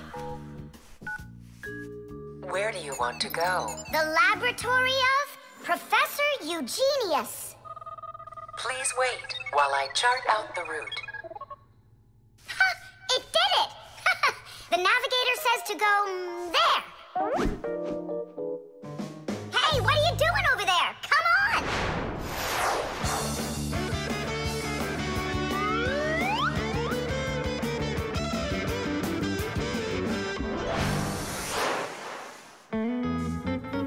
And if you happen to go off route, the navigator will give you a different way to...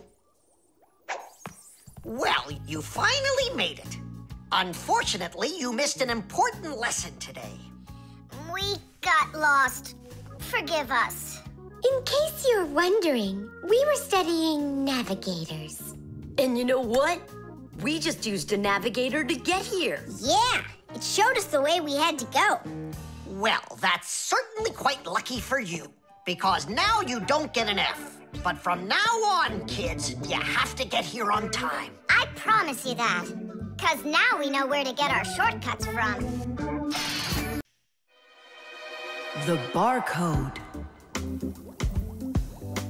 And so, what do we do if we happen to see humans? Hide from them, right? And what if you've got nowhere to hide? Then we turn ourselves into screws. That's correct. Where could it be? Where on earth could I have put it? Oh, I'm such a scatterbrain. Ah, it's Professor Eugenius. There's no need to hide from him. He's our friend. Where has it gone? Did you lose something again, Professor? Yeah, how did you guess? It's just awful. Yesterday I started testing a new iron, and today, it's totally disappeared into thin air. Where could you have put that thing? I've got it down to 2 places. It could be in the warehouse or... not in the warehouse. Yeah, that information will help us find it. Or not help us find it. Class, follow me to the warehouse.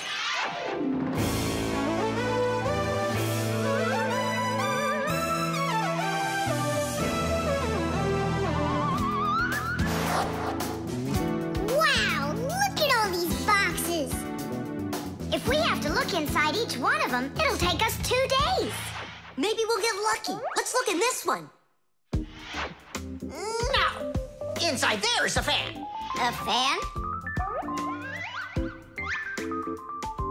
Wow, it's a fan. And what's inside this one? A mixer. Yeah, amazing. And what's in this box? An electric kettle. Made in Germany, by the way.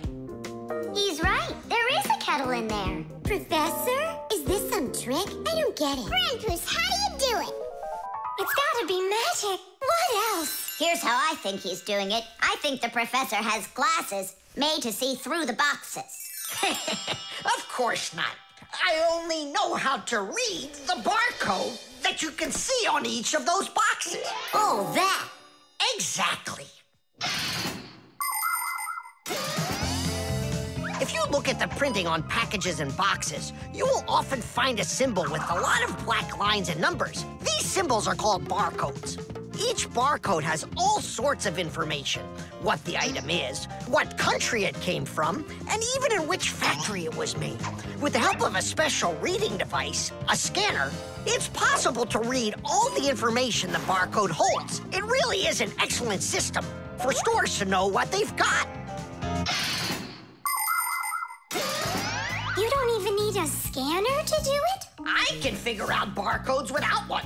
I'll teach you if you want. Class. Let's see. We're looking for a box with an iron. There. Well, bring in the professor. Today, on almost everything that is sold, there is some kind of mark. For instance, this kind of mark is called a barcode. And this one, a QR code. These marks help us find out a lot of information. Suppose you walk by a building and see a QR code on it. Just point the camera on your mobile phone at it, and information about who built it and when it was built will appear on the screen. Isn't that great? It's a shame not every phone can do this yet. And that's not all. There are also marks that work without pictures. There are electronic chips that can hold information. These chips can be put inside of ID cards or travel passes, and all you need to do is press the card near a reader so it can check if you're allowed to go on through. Ah, you just made my day. You found it so quickly. What would I do without you? Huh? Is something wrong? This is not an iron. Whose sandwich is that? Mine. Yesterday I wanted to put it into the fridge, only I guess I put it into my... I just get distracted so easily. Look, we need to think this through logically. If you went and placed your sandwich into the box where the iron should have gone, then you must have put your iron in the refrigerator. Oh, here you are. Here you are, my new iron. Oh, I looked everywhere for you. Thank you, my friends, once again. There's no need to thank us at all. You're always there when we need help.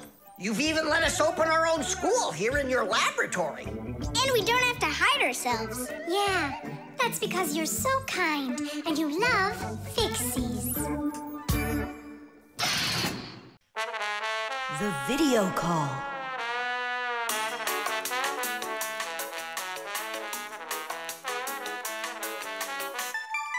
Turn on the camera right away. It's me, Simka.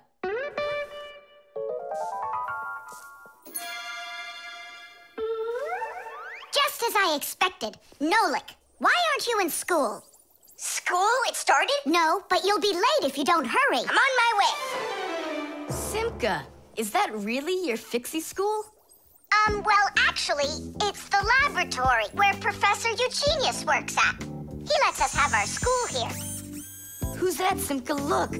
Is that the professor? Where? Oh, come on, Tom Thomas. That's the manipulator. Who? Not who, what? It's a mechanical arm. For real? Oh, please show me some of the other things you've got. But how can I show you? Come on, with the camera. Computers and tablets are able to connect with one another through the internet. That's why you can talk to another person on your computer like you're talking on the phone. And if the computer has a video camera, then it's possible to send not only sound through the internet, but video as well. That's why it's called a video call. With video calls, it's possible to talk to your friends, to see them, and to show them all the things you can see yourself.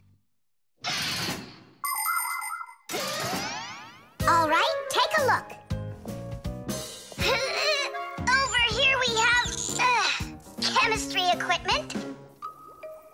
And over here... Hey, Tom Thomas. It's good to see you. Wow, you flew there so fast. Nola, get out of the way. You're blocking the view of the lab. I am not blocking the view. Stop it. Go away. You, go away. Tom Thomas, what are you watching? Is it time to turn into screws? Too late. He already spotted us. It's just a cartoon about these funny little guys. Can I watch with you? Nah, it's boring, Dad, and I've already seen it. Next, that blue guy, he starts jumping. Watch. Now what? I say run. Start jumping. Make it cartoony. Now that redheaded character will sing. Watch. La la la la la la la la la. Then she starts dancing. La la la la la la la. These guys really are funny. And here are the super fast moves. That was funny. I gotta get going. That's all. You can rest. My dad went out. I'll get you, Tom Thomas. What are you doing over there, huh?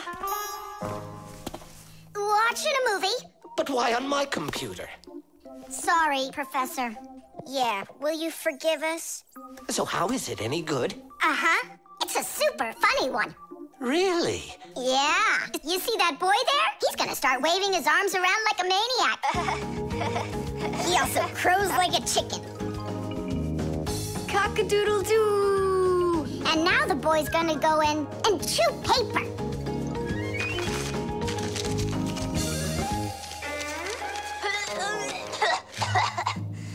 I can't do this all at once. A movie. That's what we're watching here, right?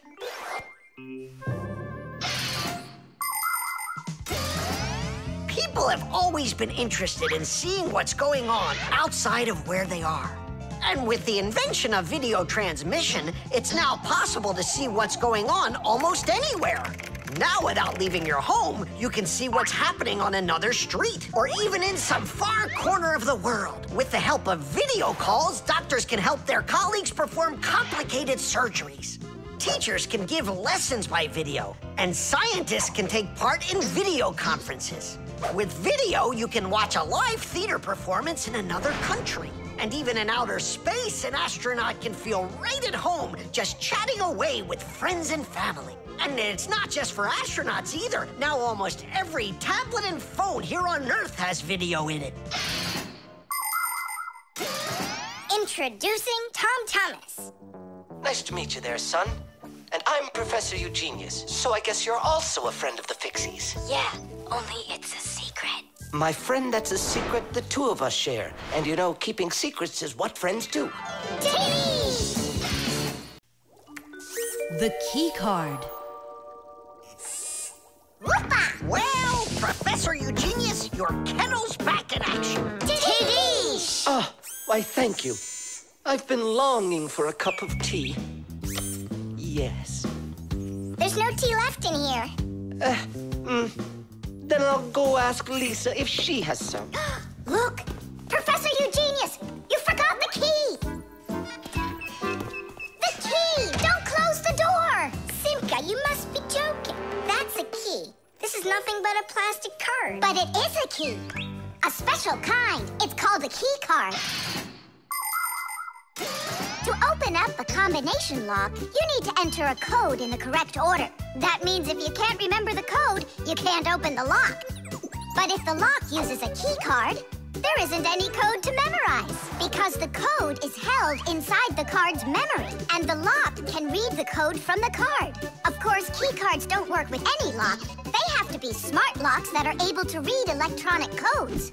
When the smart lock reads the correct code, it opens right up.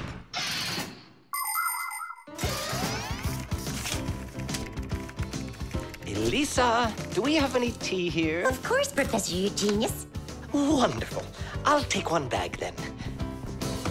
Oh, I left my key inside the lab. Can I borrow yours? Just don't forget to give it back. Of course I'll give it back. Come on, Elisa. I got myself a tea bag. Professor Eugenius, the water's boiling. Fantastic. Ta-ta-ta-ta-ta-ta. Ch-ch-chai. Wait a second. Oh no. I was supposed to give something back to Elisa. Why don't you go and ask her? Right. I'll be right back. Professor Eugenius! That's card number 2 now. Elisa, I promised you something, didn't I? Yes, the key. You said you'd return it. Yeah, sure. Let me get it. Just a sec. Oh, I locked it in the lab. It's terrible. How will you ever get back into the laboratory now? You see, there is one way, but it's a secret. Would you mind leaving for a couple of minutes? Colleague, Professor, can you do me a little favor? The key. I think I left it on the table. Yeah, right. It's true. So how do we solve this? I need to think about it. What's there to think about? We just have to go and push it under the door. You think you can do it? Yeah! It's time to get to work. Hey, what's going on? Oh, were you just calling for me? Yeah, no, Lisa, not for you. It's so heavy. Do you know where Digit ran off to? Digit's off somewhere thinking. He's always doing that when it's time to work. Hard to port. Way to go, Nolik. Then who were you talking to? Actually... Oh, what's that? Where? What? What was that? Come on, let's try again. Look, do you see that? It's telekinesis. It's the power to transport things with your mind. You are just astounding. Was that done with your mind, too? The door? Yeah, sure. You are a genius.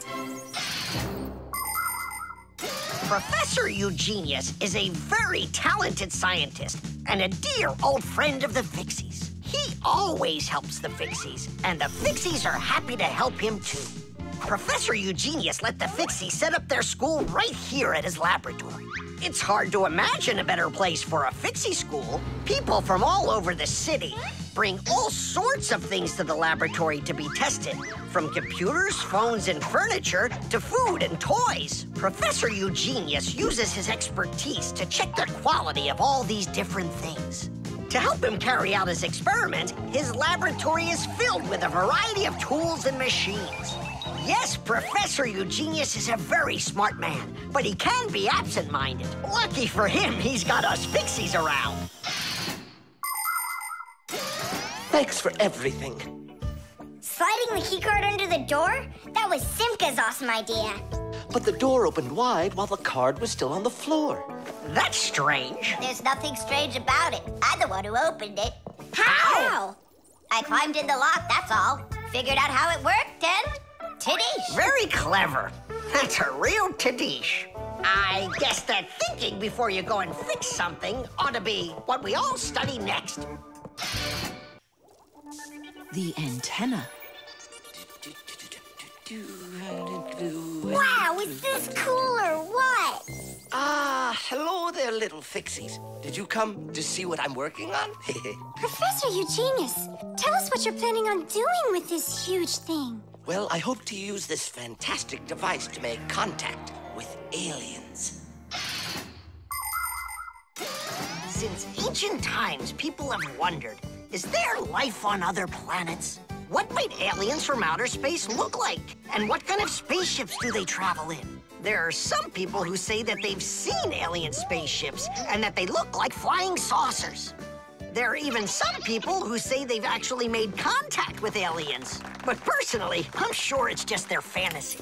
And science hasn't been able to prove any of these stories either. The one story that makes me laugh harder than all of the rest comes from a guy who claims that he saw aliens with his own eyes. Can you believe it? He said that there was a group of tiny aliens that looked like humans with glowing hair. It seems to me that this guy just happened to spot a few Fixies who weren't able to hide from him in time.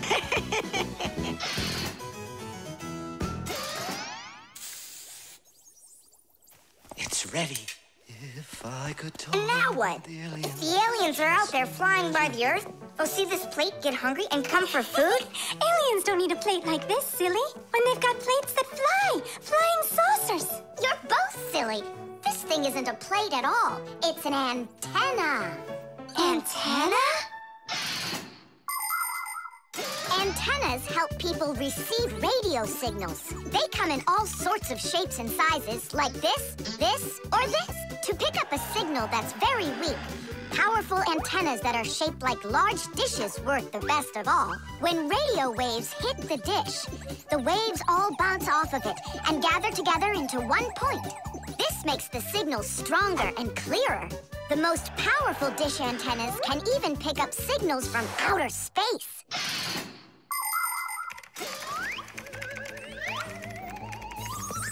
Nolik, stop! You'll burn yourself. Don't treat me like a baby boy, okay? Interesting. I wonder what's inside of there, do you know? Why don't we go and take a look?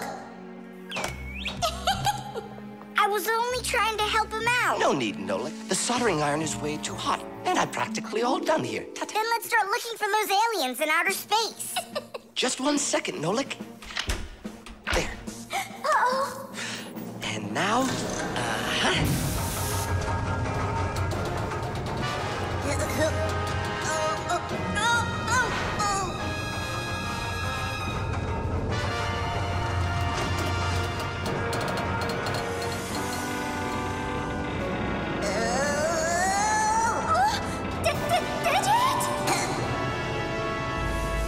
Here we go. Nolik, Simka, let's see if we can pick up signals from outer space. What do you think? Is it night right now, where the aliens live? What if they're sleeping? Quit bothering the professor with your nonsense. Let us out right now. Can't you hear us? Please let us out! I'm afraid there's no way they can hear us from this far away.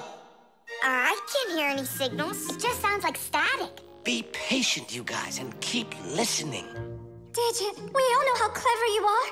Can't you think of a way out of here? I think I got it, Tula. You stay there. Yeah. I'll use a special code I know to send a signal that we're in trouble. Wait a second. Do you hear that? Could it be a signal from the aliens? Hooray! This is sensational. It means that somewhere in the cosmos are intelligent forms of life. 3 dots, 3 dashes, 3 dots. Ooh, it's Morse code. It's a signal for help that they're sending. You don't think the aliens are in trouble, do you? Yeah, I think so. And who do you think they learned Morse code from out there? Yeah, that's strange. There are hardly any Fixies that know that code. Digit does. Ah, and where is he, you know? And where's Tula? Well, I think I know exactly with which aliens we made contact. I think I know it too, Professor. Lower the antenna.